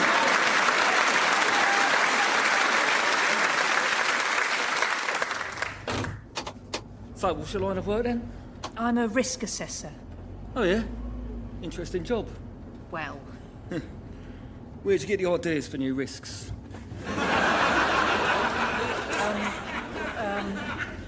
that's not really... Is it like lots of brainstorming, or you just like walking down the street and suddenly you go, bloody hell, that could fall on someone? No, it's more a matter of just using data to assess the Okay, dangers here's one for you. Fridges. Sorry? Fridges, you know, like when they're dumped or whatever. Kiddie might see one right and get in to play at spaceships or whatever and not be able to get out. That's a risk. Yes, that's true. You can have that. Impress the boys in the office. Hey, lads, I've assessed a brand new risk. I mean, I actually think I've heard of that one before. No, you haven't, enough. I just made it up, didn't I? Point your neck in. Right, yes. No, all I ask is, if you do use it, you give me a little credit on the warning label. Don't get in this fridge, you little twerp. It's not a spaceship, based on an original idea by Brent Carter. Something like that. I mean, obviously, you'll have a better idea of the right language than that. And yeah, I suppose it makes a ton of money from, like, you know, grateful parents or whatever. We'll have a talk. But for now, you can have that. Thank you very much. That's all right, I've got loads of them. Don't look at the sun or you'll go blind. That's another. Well, actually, that was my dad's, but he's dead, so... Well, I suppose I inherit that, don't I? Yes, I suppose you do. Great. You keep your hands off it then, love. That one's mine. No offence, but I can't give them all away.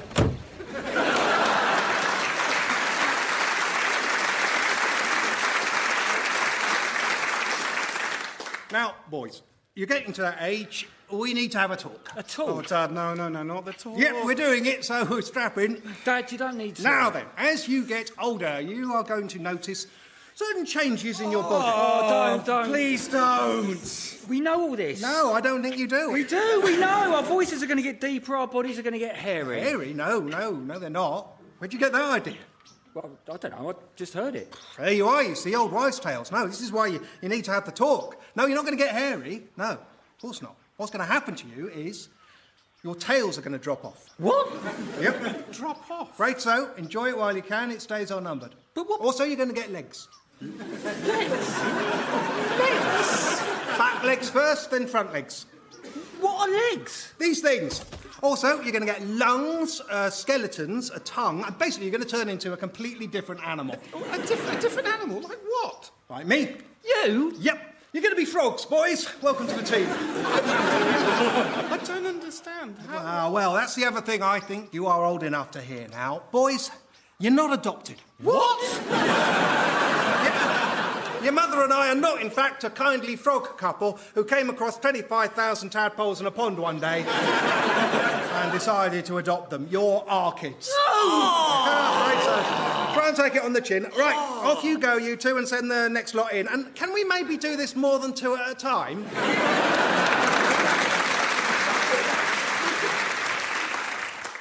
The wheels on the bus go round and round, round and round, round and round. The wheels on the bus go round and round all day long. The passengers on the bus go ding, ding, ding. That's my stop. Driver, stop. The passengers on the bus go, for God's sake, stop. All day long. The driver at the bus just laughs and laughs. Laughs and laughs. Laughs and laughs. The driver of the bus isn't going to stop for anyone. The policeman tailing the bus goes, shoot his tyres. That's my vote, shoot his tyres. His boss back at base goes, don't you dare, there's kids on that bus. The babies on the bus go, wah, wah, wah, wah, wah, wah, wah, wah, wah. For the babies on the bus, it's just another ride on the bus. Ignorance is bliss. The driver's ex-wife's new husband goes, oh my God, there's Ken's bus on our lawn. The driver's ex-wife's new husband dials 999, but the policeman's already making the arrest. The The judge on the bench is stern but fair, stern but fair, stern but fair. The judge on the bench acknowledges the defendant's obvious remorse, but nonetheless, given the distress caused to his passengers, she feels obliged to impose a custodial sentence. 3 months long. The driver in the exercise yard goes round and round, round and round, round and round. The driver in the exercise yard goes round and round, and in a funny way he's sort of found his peace.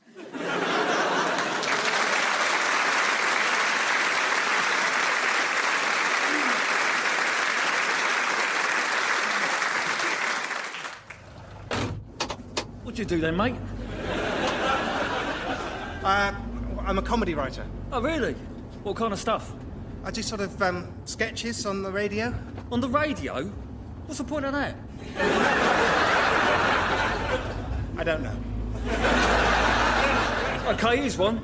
Here's what you should do. Morecambe and Wise. How do you mean? What? You've never heard of Morecambe and Wise? No, I have. Brilliant they were. You want so many ice creams on a fire engine? 4 candles. Yeah, so do them, but on the radio. I've written a play. That was another one. Fat Legs. Thanks, yeah, no, good idea, good idea. Sure. I'll have to be careful what I say around you, won't I? Or I might end up in one of your sketches.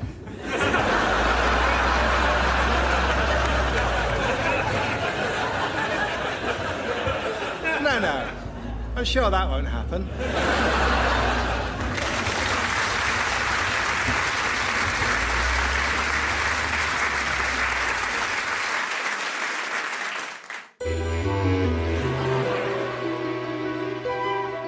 Well, since you ask me for a further installment of my adventures around the world with a horse that thinks it's a cat, I should be delighted to fill you in. However, since you have also asked me, for God's sake, just to tell it slowly in simple words like a normal person, well, I mean, where's the fun in that? I fear I cannot oblige you. I could do it. Who are you? I am a man who can tell the tale of an old man and his horse in plain words. All right, then you do it. I'll be me. That is all any man can be. That's where you're mistaken. I can also be French and non-specific northern. Go on, then you do it. He was an old man, and he had a horse. The horse did not think it was a horse. It thought it was a cat, but the horse was wrong, as horses often are about such things. It was no cat, this horse. It was a horse. Yes, I mean, maybe pick up the pace a little bit. The man thought he was a man, and he was a man, though not so much of a man as he thought he was. Hey! The man and the horse had walked across America together, and now they had reached the end of America, and there was nowhere left to walk. So, Mr. Fluffy Whiskers, now we must cross the sea. We must swim or we must sail. Perhaps it is better that we sail. The old man had swum with the horse once before, in Series 5. It had been a right old palaver.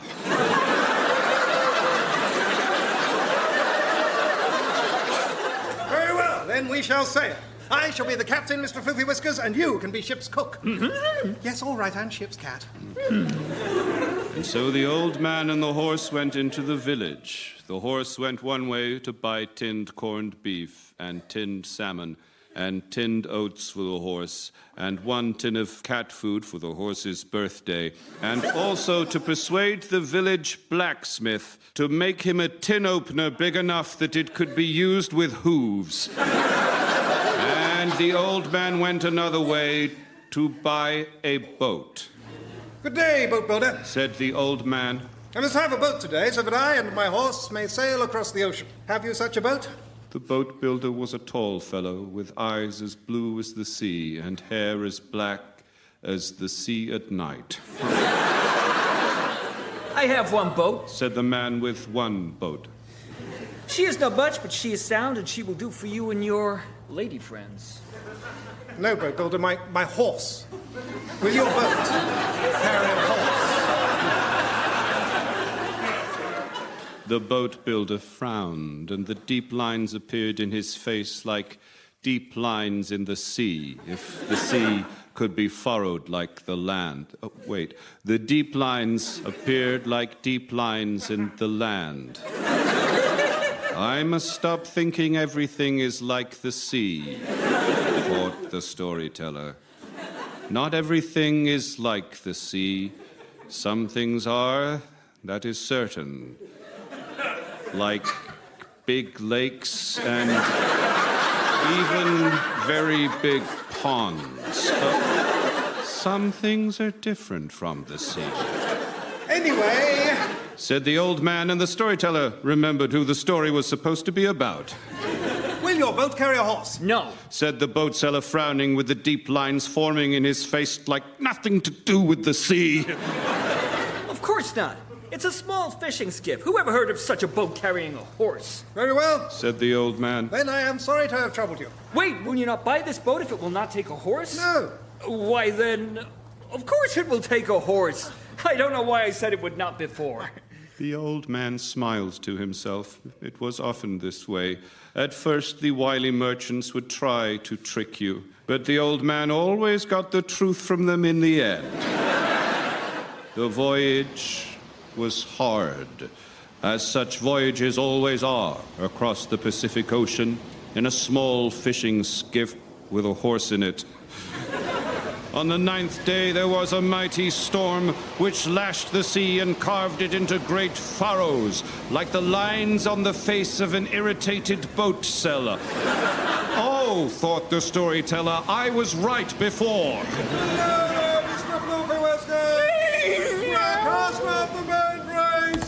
Well, at least stop galloping, that's not going to help. The storm dashed away the sails of the skiff and the tins of food and the mast and the rudder and the thing which swings about and hits you on the head if you're not careful, which, to be honest, the old man was glad to see the back of, but he was not glad to see the back of the other things, for they were necessary for the boat, and without them the boat was hardly a boat at all, but a raft with a brim.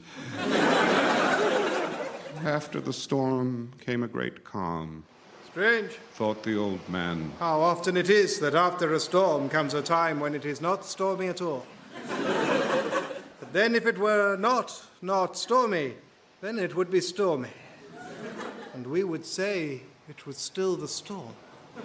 The old man was a better fisherman than he was a philosopher. And he was a terrible fisherman. For 3 days and nights after the storm, he fished with no result. But on the 4th morning, he felt a tug. It is a fish! He told the horse. And a big one, for the pull is very great. A tuna at least, or a marlin, or a shark, or a whale. What's bigger than a whale? Just then they discovered what was bigger than a whale, for it breached the waves beneath them. A submarine! Indeed.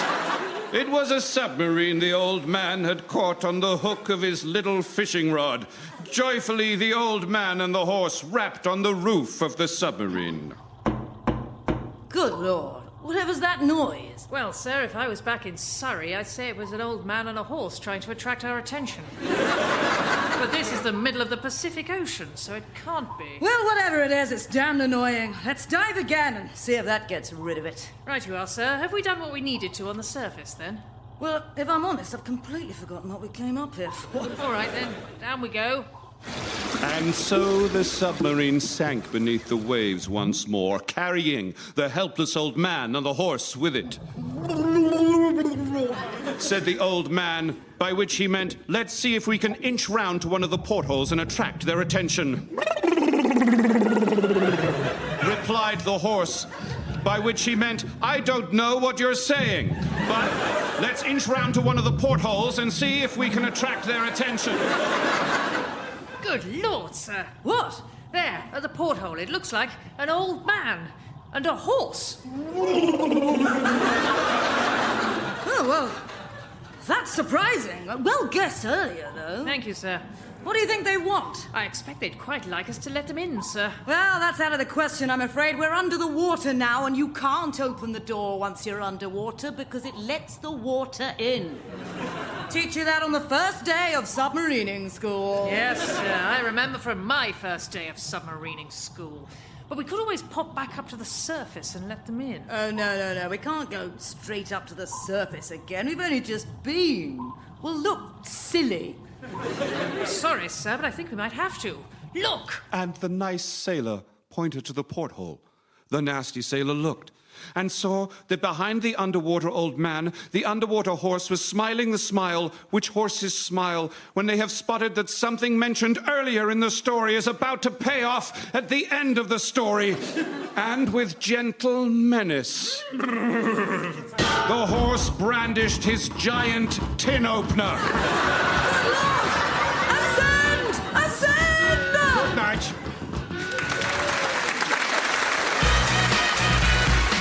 John Finnemore's Souvenir programme was written and performed by John Finnemore, with Margaret Cabourn-Smith, Simon Kane, Laurie Lewin and Carrie Quinlan. The producer was Ed Morrish and it was a BBC Studios production. The BBC would like to make clear that it is actually dangerous for children to play in abandoned fridges. Copyright Brent Carter 2019, all rights reserved.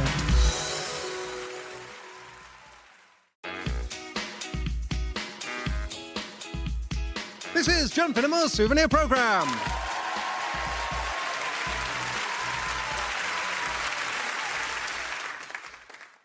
Mr. Darwin, an honour to meet the man about whom all scientific London is talking. Rather more than I should like, alas. Oh, indeed. Your theory has certainly proved contentious. Far more so than I expected or desired. Well, fear not, sir. Let me not keep you in suspense, but rather assure you at the outset that I am a staunch supporter of your theory and intend to heartily recommend you receive this Institute's grant. Oh, sir, that is encouraging indeed. Indeed, yes. I am fully persuaded you are correct, Mr. Darwin. We shall all become monkeys. That is not, in fact... Why, as soon as one hears it, it seems so obvious. Of course we're all going to become monkeys. How could one not have seen it? Sir, we are not all going to become monkeys. My dear sir, pray do not lose faith in your work. Merely because of a few ignorant critics, we are all to become monkeys. And I, for one, can hardly wait.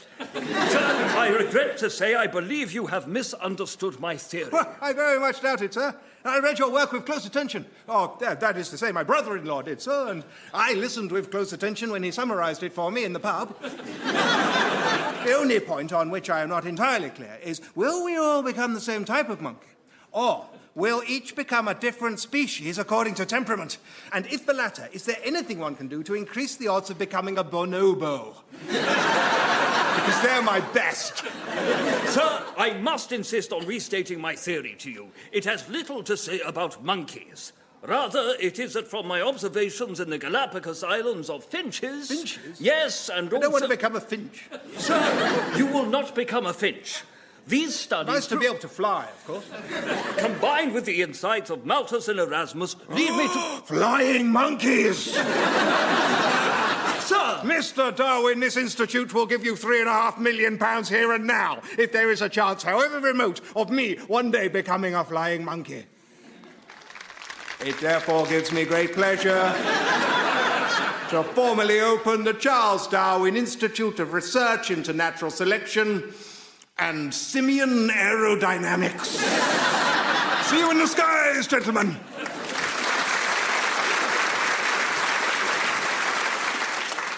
I wonder what's going on with this old lamp that's extremely well polished only on one side. Hello, OK, you have one wish, only one, no wishing for more wishes, etc., etc. Please sign here to indicate you have read and accepted this 4,000-page document outlining and forbidding every single possible getting more wishes loophole. Sure. Great. So, one wish, and can I just give you a bit of friendly advice and hint that, in general, people who wish for medium-sized tangible luxuries, like, say, a sports car, tend to have the highest post-wish satisfaction rates. Well, that's because people are selfish. Not me, though. I wish for world peace. Oh, you're one of those. Yeah. OK, I can do that. That's what you definitely want. One completely peaceful world coming up. Unless you leap in and change your mind, hinted the friendly genie. What are you getting at? Well, when is your house most peaceful? When everyone's asleep? Even more peaceful than that? When there's nobody in it? Oh, wait. Were you going to wipe out all human life on Earth? All life full stop, yeah. See, I don't do tricks. I just give you what you ask for. That is why it's best to go for a sports car. I don't drop one on your head or anything. You just get a nice car. No, I don't want a car. I want...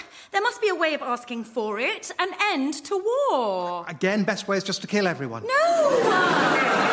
No killing. Just... Can't you make it impossible for people to fight without killing anyone? I mean, I suppose I could take everyone's limbs off them, but... it sounds worse, if anything. How about just making everyone forget how to fight and be incapable of learning? A world without violence. Oh, yeah, I can do that, no problem. Oh, great. Well, I'd like that, then. Sure. Or, just to check, lovely Aston Martin DB10, like James Bond has. No, are you on commission or something? No, I just like to see my wishies happy, that's all. But you're the boss. Global inability to fight, coming up.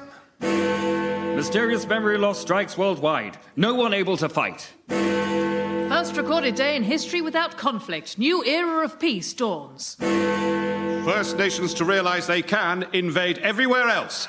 Invaded nations powerless to resist. North Korea takes South Korea. China takes India. Europe carved up between Russia and, surprisingly, Wales.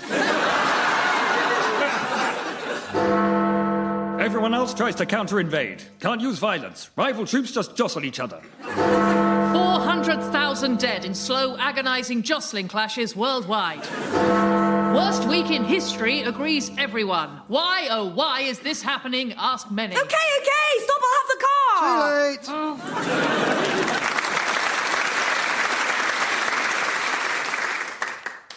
Tom? Oh, Nick, thanks for looking in. Sure. What's up? Well, first of all, just to say again, great work on the puffins. We've had some prototypes knocked out, but honestly, they look absolutely hilarious. I don't know how you do it. Yeah, thanks. Everyone said you couldn't top the frogs, but all credit to you, the puffins are even funnier. Yeah. Yeah.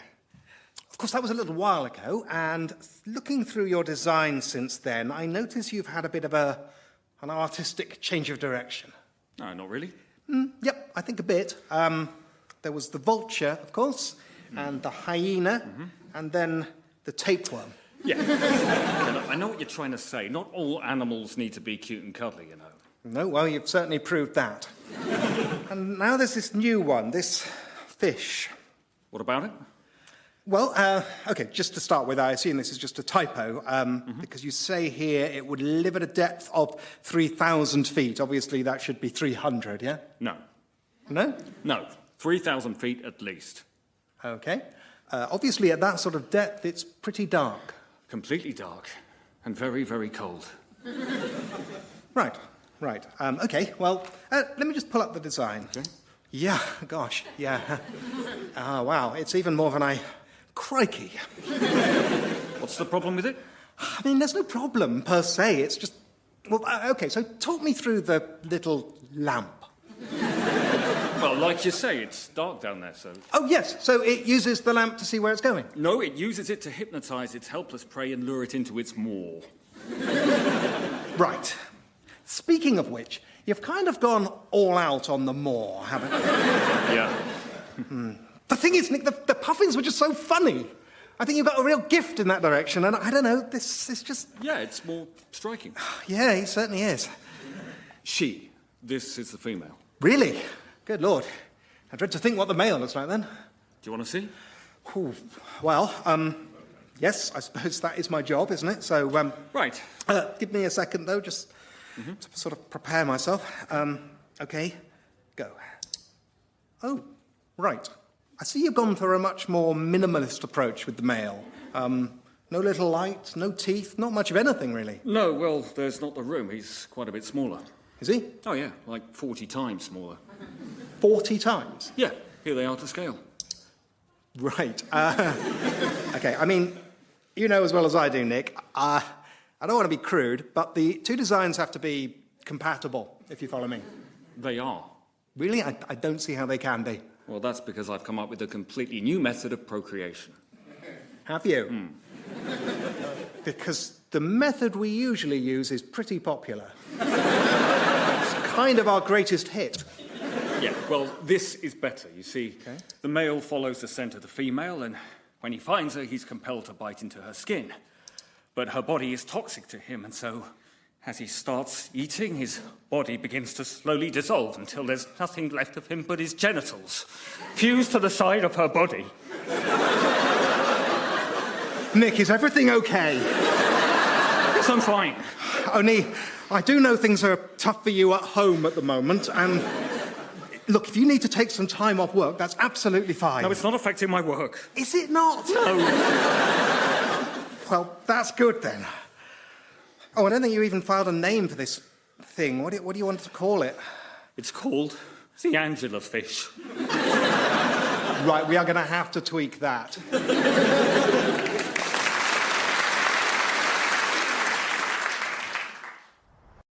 Morning. Oh, hello there. Beautiful day for a climb. Yes, indeed. Which ridge are you attempting? Well, as it happens, I'm aiming for the summit. Oh! Oh, well, good for you. So am I. Oh, really? And how many in your party? Well, I actually have no party. I'm hoping to make the very first solo ascent. Oh. You'll think me mad, but I believe it can be done. Well, yes, so do I, because that's what I'm doing. Oh! Yes. Well, then may the best man win. Indeed. Best of luck to you, sir. And to you. Well, goodbye. Goodbye. Where are you going? I believe I made myself clear. I'm starting my ascent. Where are you going? I am starting my ascent. Well, you can't start it with me. I'm not starting it with you. I am starting it. You stay behind. I'm not staying behind. But, dear sir, we cannot make our solo attempt together. Well, I'm not letting you go first. Well, I'm not letting you go first. Fine. Well, we'll just have to climb it alone together. How can we do that? Just not help each other, I suppose. Well, that's ridiculous. Well, have you a better idea? No.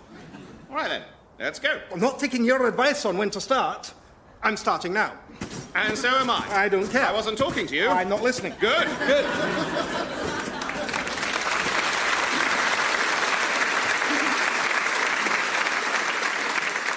I used to live on a road with an undertaker's on the corner.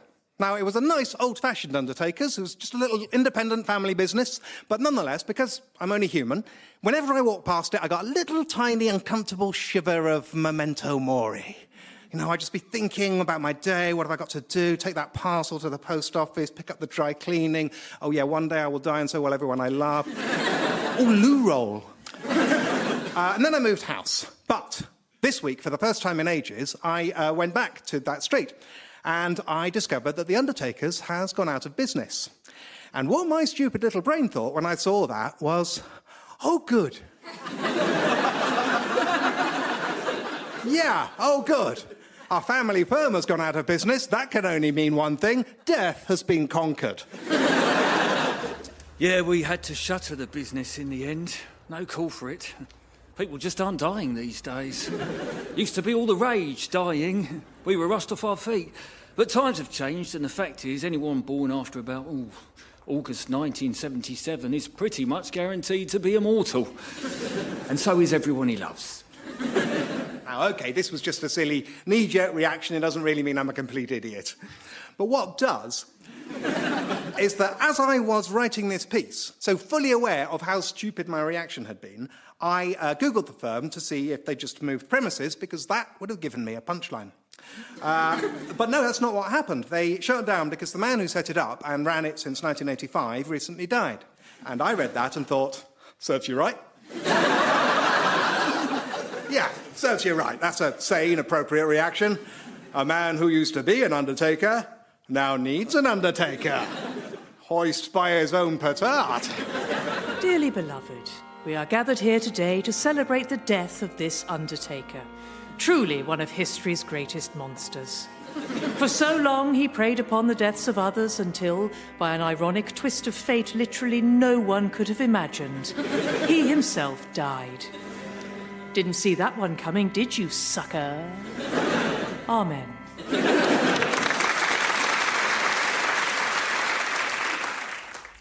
Robert O'Toole. Thank you. And your mother's maiden name? Fox. No, I'm sorry, it's not accepting that. Could you repeat that? Sure. Fox. F-O-X. Yeah, no, it's still not happy. Let's have a look. Oh, yeah, I see. It has to be at least 4 characters long.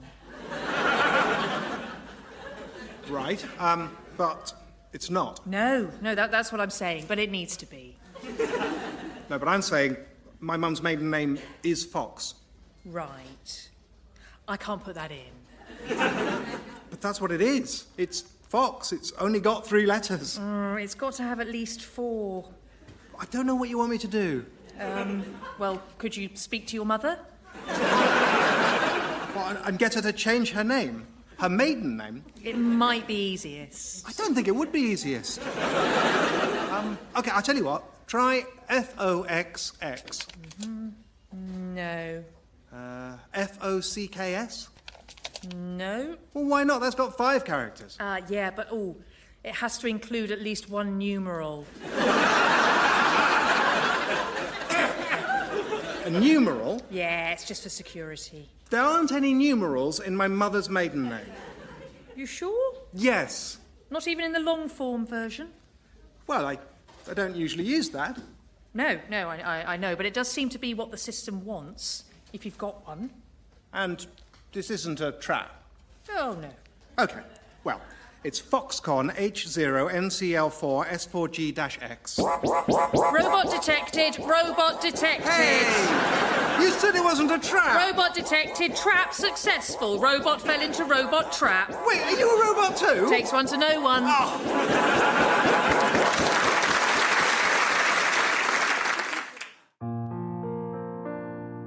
Required length of thank you notes by time elapsed since gift. The day after. Hi, Neil. Lovely to see you yesterday. Thanks for coming, and thanks for the book. Looks great. Really looking forward to reading it. I know nothing about geology. See you soon, John. 1 week. Dear Neil, just a note to thank you so much for the book you kindly gave me for my birthday last week. I'm only a few chapters in, but it's great so far. Look forward to talking to you all about geology next time we meet. All the best, John. 1 month. Dear Neil, I am so sorry not to have written before to thank you for the excellent book you so very kindly gave me for my birthday. I wanted to have read the whole thing before I wrote, and then what with one thing and another. But anyway, enough excuses. I love the book, and I wonder if, like me, etc., etc., etc. 1 year. Dear Neil, I don't know what to say. I am so sorry it's taken so long to thank you for a book that pretty much changed my life. If I can explain. Etc., etc., etc. 1 decade. Dear Mr. Harrison, you probably won't remember me. But we were friends once. 10 years ago, you gave me a book. From that moment, I severed all contact with you, and you never saw or heard from me again. I understand from our mutual friends that you found this baffling and hurtful. But then, of course, you moved on, but not I. I have spent every day of those 10 years grappling with the depth and profundity of my feelings about that book, about geology in general, and about your generosity in giving it to me. And I am only able to contact you again now because I have written my own book, which I enclose. It is called The Book of Gratitude. It is 600 pages long, it's handwritten, and every syllable cries out my feelings about your book, our friendship, the miracle of geology, and how nice it was for you to give it to me. Let me know what you think.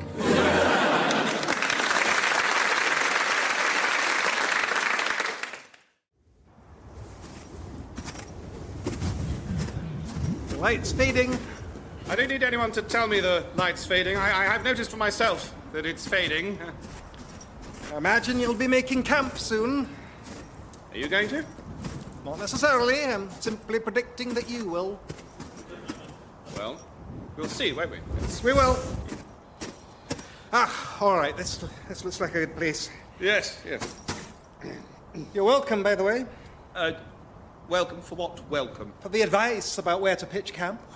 What advice? I didn't ask for advice. You took it, though, didn't you? No. That's not how it seemed to me. This looks like a good place to make camp. I said yes, you replied, and then you started to make camp. Well, not because you suggested it. I would have done anyway. Easy to say that now. All right, right. Well, wait, what are you doing? Well, I have decided, completely independently, that this is actually a terrible place to camp. I shall press on for another hour and camp then, that much closer to the summit. Oh, by the way, I should make a campfire if I were you. Well, of course I'm going to make a fire. Oh, good. Wise of you, I think, to take my advice. I'm not taking your advice. I was going to make a fire anyway. It's easy to say that now. Oh, bloody hell. Oh, you're coming with me, are you? No!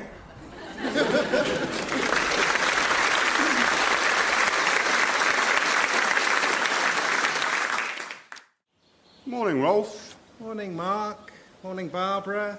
Martha. Morning. Lovely morning. Isn't it? So, Rolf. How long have you been with us now? Well, must be getting on for 6, no, 7 years. Yes, it must be. Only we were just thinking, that old fleece of yours, it's getting a little tatty, isn't it? Yes, I suppose it is a bit, yes. Well, what can you do?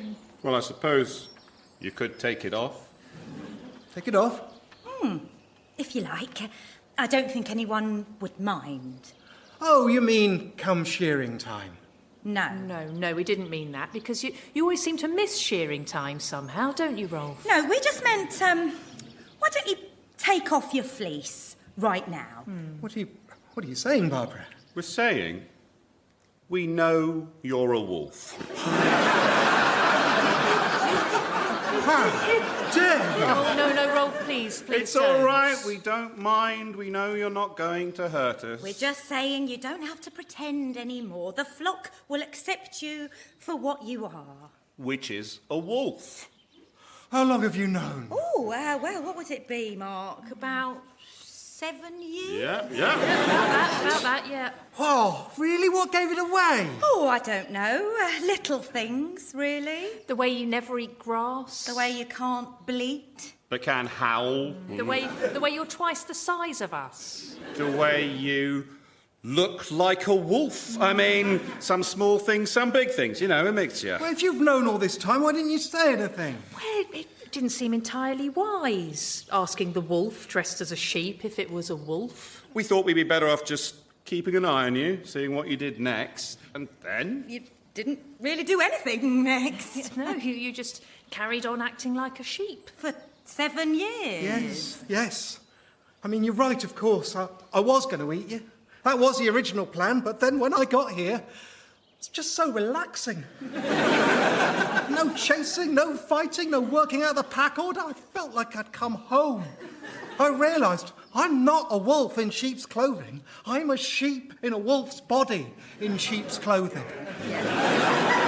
We know. We saw the change in you years ago. And that's why we've come to say to you, it's okay. You can take the fleece off. We value you as a member of our flock. Yeah, apart from anything else, the sheepdog is terrified of you. Oh, thanks, guys. I really appreciate it. But do you know what? I think I'm going to keep the fleece on. It's part of who I am now. Okay, only, well, now we're talking frankly. The other problem with the fleece is you are wearing my great-grandmother's skin as a coat. Oh, right, I'll take it. Thank you.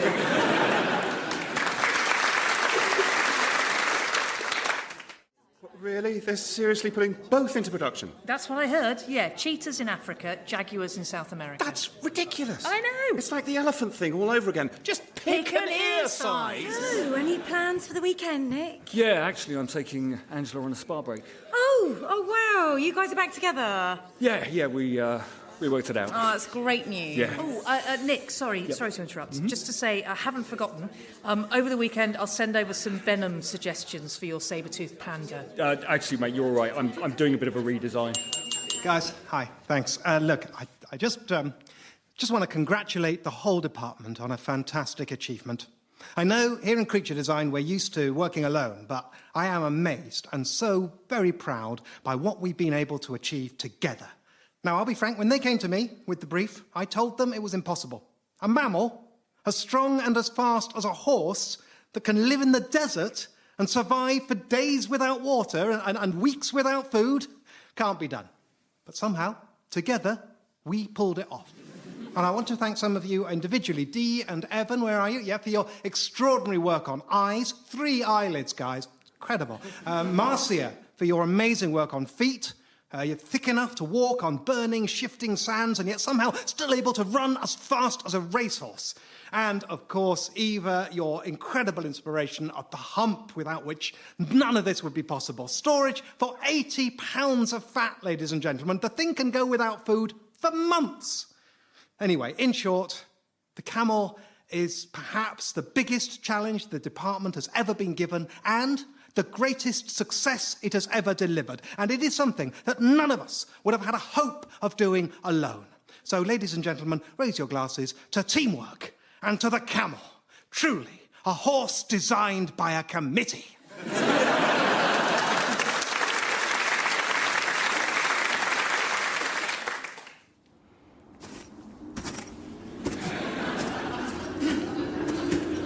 There it is, the summit. I didn't hear you. I'm not looking. Fine, more fool you. I am now independently deciding to look around to see if the summit's visible. Oh, there it is. I found it by myself. Well, that's right. Follow in my footsteps. It'll make it easier for you. Summit! I'm not treading in your footsteps, making my own footsteps. Well, make sure you do. Wait! Yes, I don't think I'll do that, actually. No, you're right. Good idea. I advise you to carry on to the summit, and I am giving you the moral support to do so. Nice try. Fine, off you go then. I suppose it was inevitable you'd reach the summit first anyway. That's right. Given you didn't have to carry your own sleeping bag. What? Look what I've got! Oh, you sod. You left it behind at the last camp, and I thought, oh dear, want that? He'll probably die without that. I know, I'll carry it for him. He'll appreciate that. Why didn't you just tell me? Oh, what? Interfere with a soloist synth? Couldn't do that. Not on at all. Right, give me that. Right, I shall just return to the last camp and redo the stage tomorrow. Yes, good plan. I tell you what, though, I think I might just stroll on without you to the summit and complete the first ever solo ascent of Dan. Guten Tag. Who are you? My name is Newwood, and I've just achieved the world's first solo ascent of this mountain. I must thank you two gentlemen for slowing each other down. I couldn't have done it without you. Fiddlestick!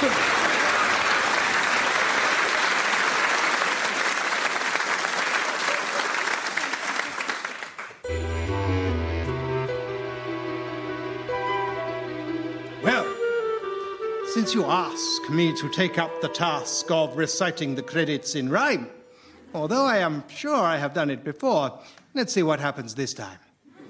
The show was made up by that ghastly young pup whose name I prefer not to mention. And if that weren't enough, he then reads out the stuff for reasons beyond comprehension. He's abetted, it's true, by an unpleasant crew of outcasts like Caroline Quinlan, or the Caborn Smith girl who married an earl but then ran away with a binman. Then there's poor Simon Kane, now completely insane. That once brilliant mind, now a ruin. And worst of the lot is that sinister blot on the landscape known simply as Lewin. For original songs, the blame squarely belongs to that ghastly Susanna Pierce fellow. And she often ensnares that poor soul Sally Stairs to do terrible things on the cello. The role of producer, the term couldn't be looser, is one that I long to abolish. But it's not what, but who you know, and BBC Studios insist I give work to Ed Morris. Good night.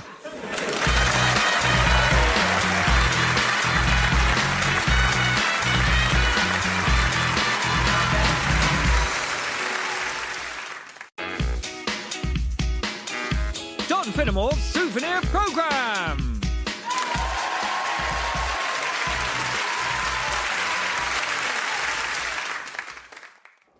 Now then, Brian, I want a word with you. When you won the lottery, you promised it wouldn't change you. And no more it has. Same job, same house, kids at same school. It's not changed me one bit. So you mean to look me in the eye and tell me you're the same no-nonsense, straightforward fellow you were before you became a millionaire? Of course I am, yes. Do you think I haven't noticed what's happened to your shortbread?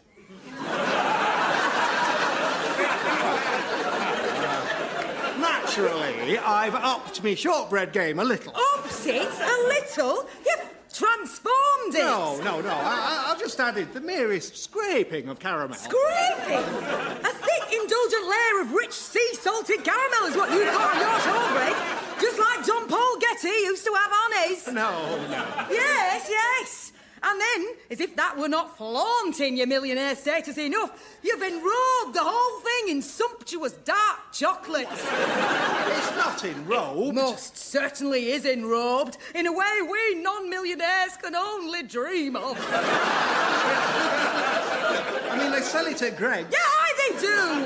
To millionaires! In that special roped-off VIP area of Greg's for when Sultan of Brunei comes a-calling. Not to the rest of us. All right, fine. Maybe in this one area of shortbread, I have allowed myself to embrace the millionaire's lifestyle. Now, can I not have one harmless indulgence? As if it's only one. What about your new car? Oh, all right, so we got a new car. Who'd win the lottery and not get a new car? It's not like we got a Ferrari. It's a Toyota Yaris, for Pete's sake. Oh, yes. It's a Toyota Yaris. Toyota Yaris covered in a thick layer of caramel. And enrobed in dark chocolate. It's a millionaire's Toyota Yaris. Yes! All right, fine. What's the point of being a millionaire if you can't do the one thing we all dream of doing, covering everything with caramel and chocolate?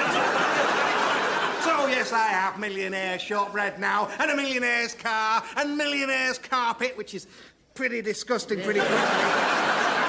And I'll tell you another thing, I still play the lottery, and if we win again, then... No! Yes, I'll start putting tiny bits of marshmallow and dried raspberries on everything, too. Like a billionaire.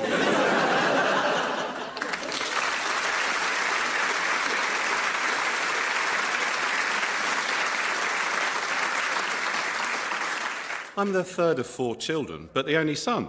So, yeah, there's a whole sort of mix of weird expectations. But actually, my sisters and I are really close. Although, my older sister... Yes, a moment.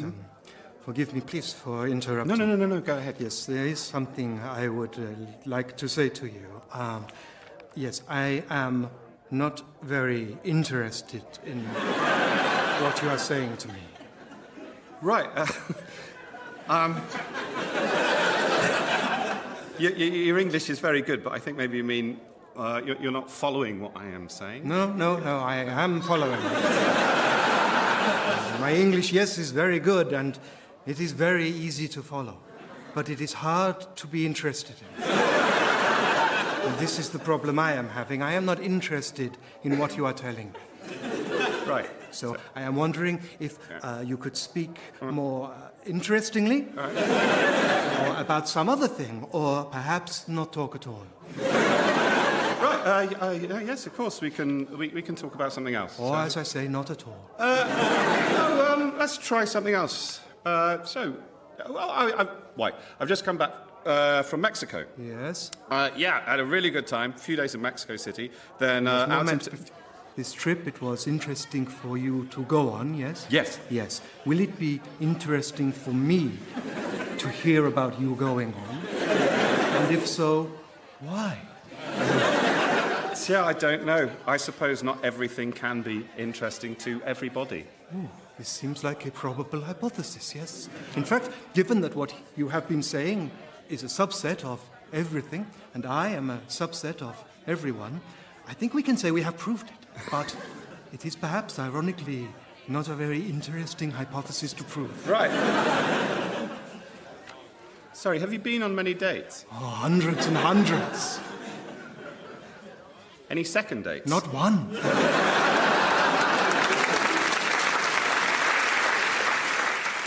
So here we are again. It all comes down to penalties. Yes, indeed, and two very contrasting keepers here, of course. The flamboyant passion of Jorge Romero for United, as opposed to the clinical efficiency of Gunter Schiller for City. And it's Schiller in goal now, radiating that calm efficiency he's famous for. And looks like Massimo Petrucci will be taking the first penalty for United. It wasn't the one I was expecting to step forward. He's got that Italian passion, but will it be enough to get past the efficient Schiller?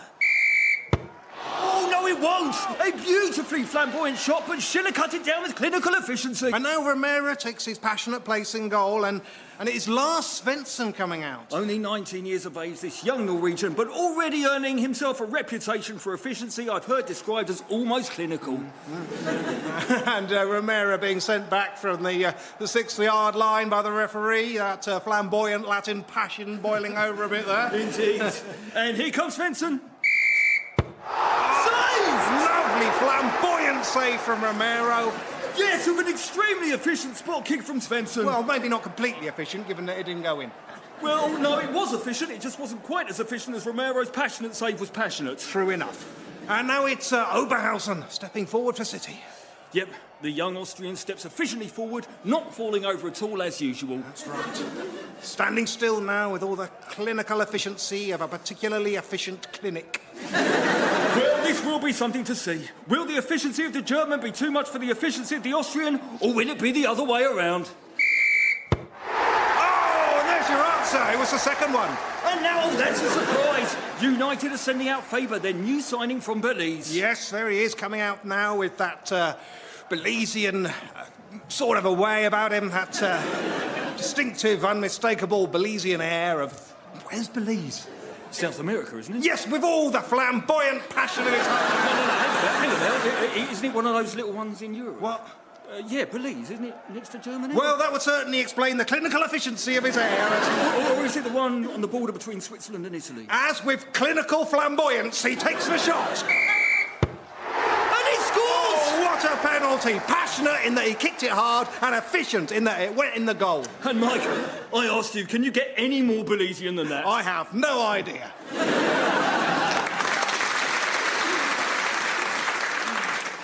So, Finnemore having a crack at a football sketch there. Carrie, how do you think it went? Well, fair play to him. You've got to give him kudos for giving it a good old try. Yep, he definitely tried. And I'll also give him credit that the point of the sketch wasn't just that football is stupid, it was about an actual thing in football. Yeah, I mean, it wasn't exactly an original point he was making. Oh, God, no, but in fairness, he probably thinks it is. Yeah. Yeah, what's happened here is that someone's forced him to watch a football match. If I can just stop you there, Margaret, I'm pretty sure, in fact, what will have happened is that a football match will have been on the television in a pub he was in. Yeah, of course. Anyway, he's noticed a thing about it, and he's had a brave go. Now, as to execution... Well, his performance was obviously that of someone who's heard far, far more sketches with comedians playing football commentators than actual football commentators. Yeah, absolutely. And the writing? Mostly as unconvincing as you would expect, but here and there some oddly accurate-sounding lines, which I'm guessing he copied down verbatim off the telly. Yeah. And I will say he would have done well to give those lines to Laurie. Yes, indeed. John talking about someone being sent back from the 6-yard line as if he had the faintest idea what that involved was a painful listen. Yeah, agreed. Yeah. Finally, the team names. Ooh, yeah. So we had the football team United there, facing off against, what was it, Margaret? I believe it was the mighty City, Carrie. Oh, yeah. The choice is there of a man who would have been absolutely screwed if he'd had to name a third one.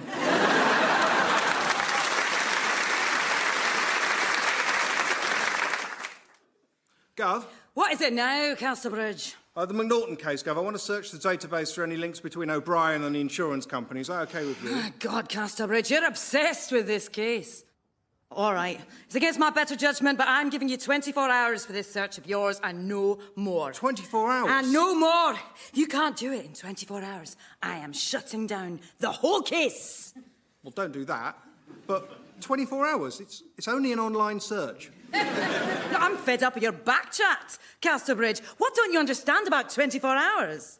Why there's so much of it? I'm just saying I could do it. Don't push me, Casterbridge. It's about time you learned. When I say 24 hours, I mean 24 hours. Not a minute more, not a minute less. Only I've done it now. We've been talking. There's no links. I won't tell you again, Casterbridge. You've got 24 hours now. Get out of my office. I don't want to see your face for 24 hours. And then I do want to see it. Right, you're welcome. 24 hours! How'd it go, sir? Yeah, pretty well. O'Brien's clean, and we've got the rest of the day off.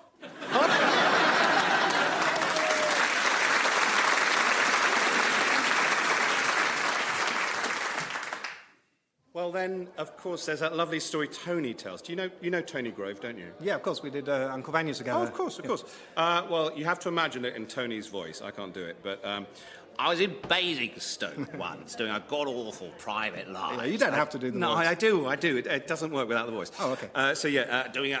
Doing a god-awful private lives with Lillian Ferrier, and she told me... So you know Lillian, don't you? Yeah. Right, so you have to imagine Tony trying to do Lillian's voice. Really?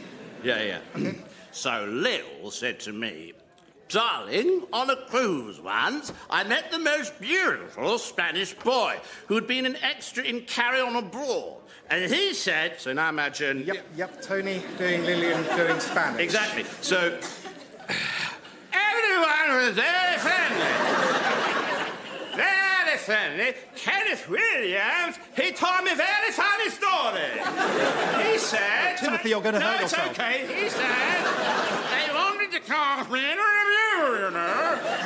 They really once. But when they told Dame Edith, she said... Please, don't It's do OK, it. it's OK, I've got it. She said...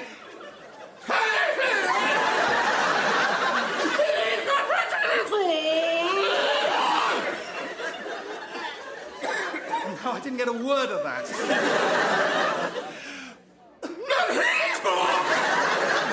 But he's got... Yes? Wait. Just... I tell you what. Just try taking out Tony. What, just do Lillian doing Spanish, doing Kenneth, doing Edith? It won't really work for Try it. OK? Such an extraordinary voice! OK, now take out Lillian. Such an extraordinary voice! And now take out the Spanish guy. Such an extraordinary voice! Now take out Kenneth Williams. Such an extraordinary voice! Now take out Edith Evans. Such an extraordinary voice! Yet too far, put Edith back in. But he's got such an extraordinary voice! Very good. Yeah, it reminds me of the one of Brian Blessed told me about how Christopher Walken imitates Al Pacino. I can't do the voice, but it's like hoo-ha.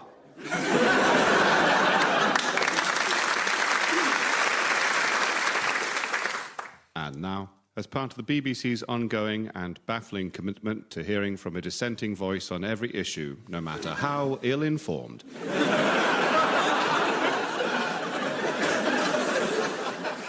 The news headlines. The government today announced plans to raise the minimum wage by 16 pence. Nah, they never do that. The Minister of Work and Pensions called it an exciting step forwards. No, he didn't. She went on to say she warmly welcomed the raise. I'm pretty sure he's a fella. In America, protests were held across Washington, I doubt it. calling for the beleaguered Attorney General to step down. Or were they calling for him to stay? Might have been, just saying. The veteran actor Charles Jellicoe died today. Rubbish. Saw him in a film only yesterday. Looked fine. He punched Gary Cooper.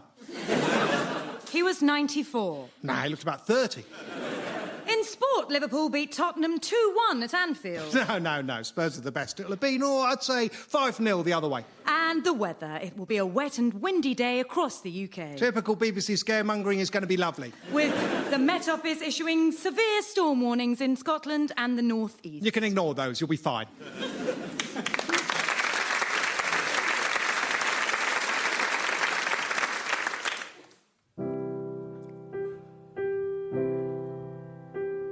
I do not know what I ever did wrong. Whatever it is, though, I'm sorry. But each series when John gives out the new songs, there's never a song for Laurie. I'm well aware my voice is not that strong, but does it deserve all this abhorrence? Would it be so wrong if just one little song was labelled a song for Lawrence? Margaret gets songs and Simon gets songs. There's even songs occasionally for Carrie. But much as I long to sing one little song, there's never a song for Larry.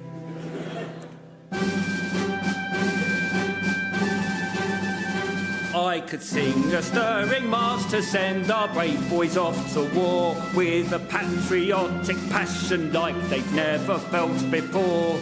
Or I could sing a protest song with a rich and folky sound and turn those marching soldiers right back round. Or I could sing a love duet with Caroline or Margaret. Oh, wait a sec, but better yet, oh, with myself, but in falsetto. Or I could sing in a boy band. Actually, I'd be all for. I'm the tall one, I'm the hot one, we're the twins next door.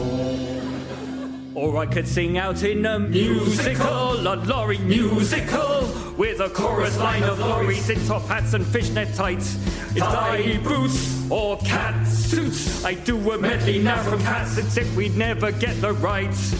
Or maybe I could sing an opera, my big showstopper, to make you sorry that there's never a song for Laurie. Well, I've said my piece, I'll go so long. I'm sure that John knows what he's doing, but just so you know, that's how the thing might go.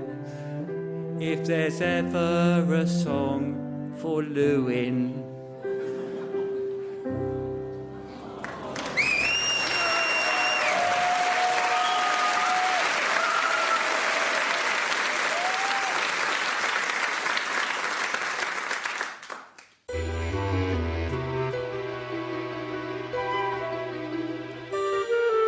Well, since you asked me for a story of a breakneck race against time, and also for one about some nice doggies with waggly tails, that is exactly what I've got.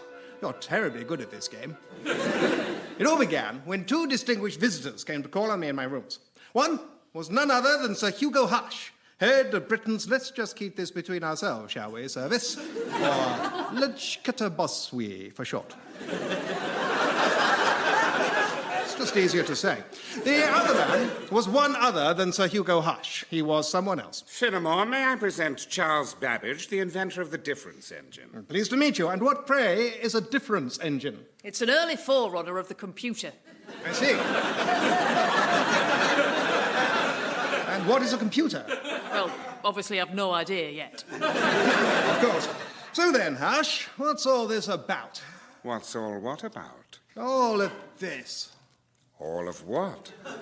All of whatever you're about to tell me about. What is all of what I'm about to tell you about? About? Yes. I'll tell you. Finnemore, I wonder what you know about something known as the secret chord. Well, I'd heard there was a secret chord. But David played, and it pleased the Lord. But you don't really care for music, do you? No, not particularly. But a chord that can please the Lord, that interests me greatly. Frankly, Finnemore, Great Britain has been responsible for some pretty Lord-angering stuff lately, and we're overdue a smiting. We could really do with someone playing that chord and making the Lord go all distracted and silly. So the chord works upon the Lord in much the same way as catnip works on cats, does it?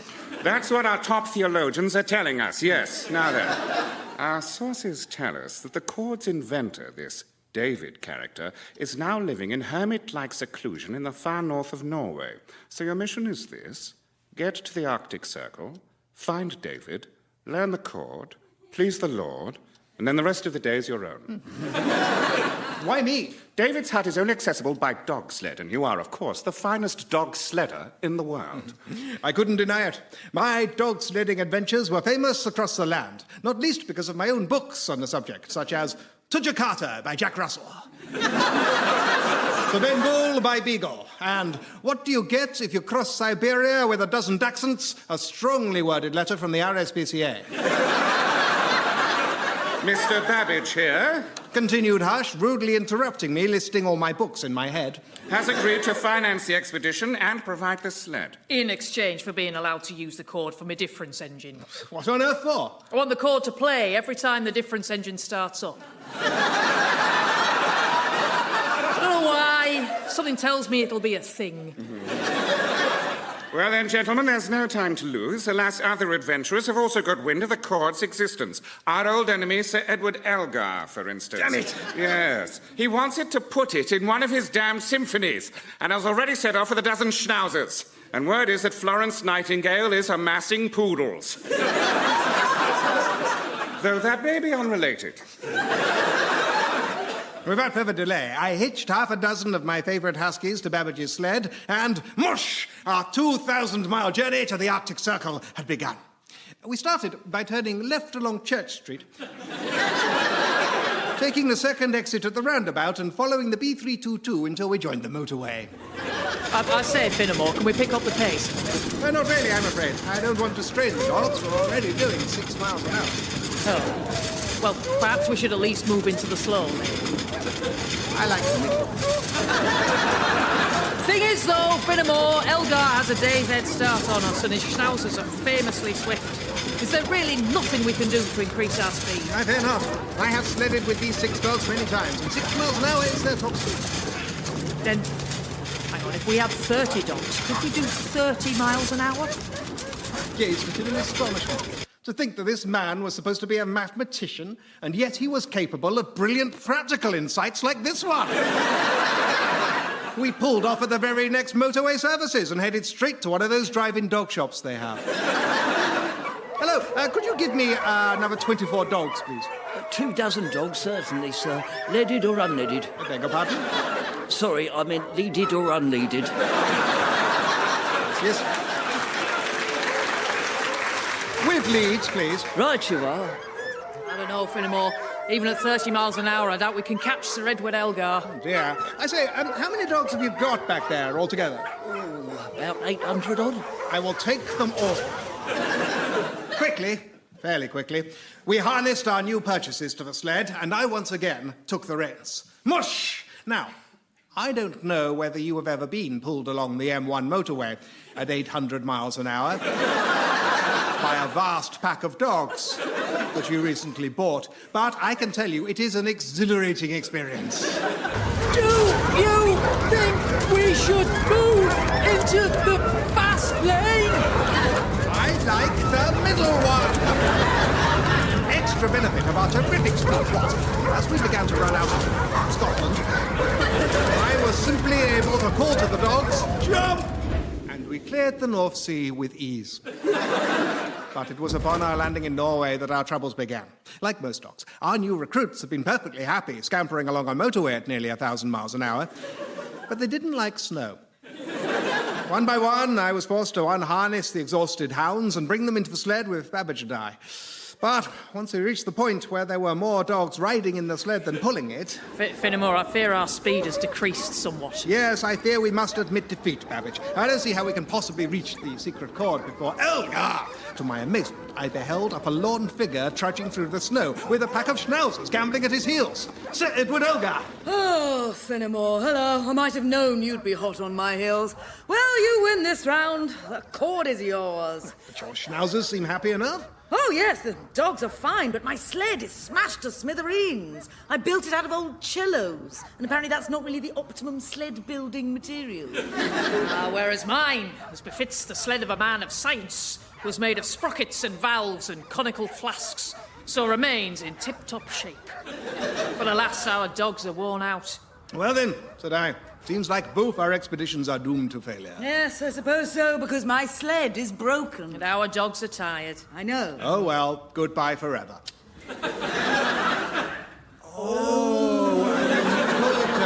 Yes, because mine... Well, let's do that then. Yeah, oh, but hang on. Who gets to use the cord? Me for my difference engine or Ed for his symphony? Aha!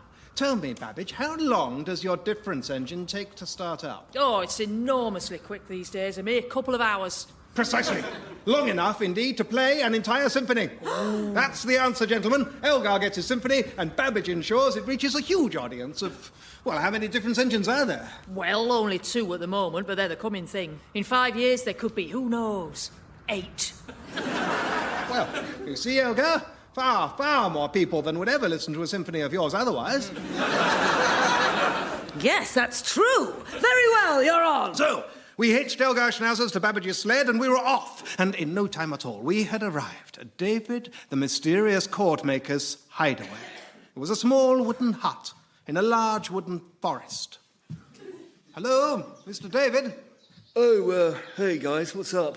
Hello, my friends Elgar, Babbage and myself were hoping that you would teach us the secret chord. Oh, yeah, the one I played that pleased the Lord. That's the very one. I mean, I'm kind of into my newer stuff these days. So.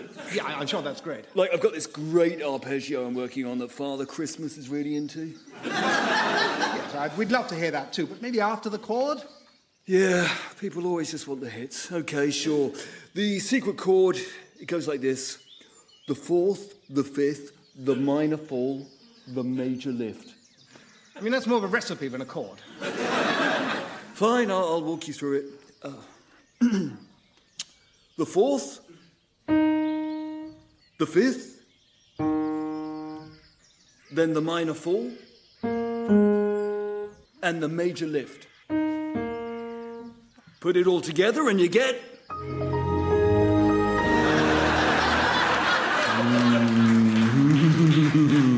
Oh, it's nice.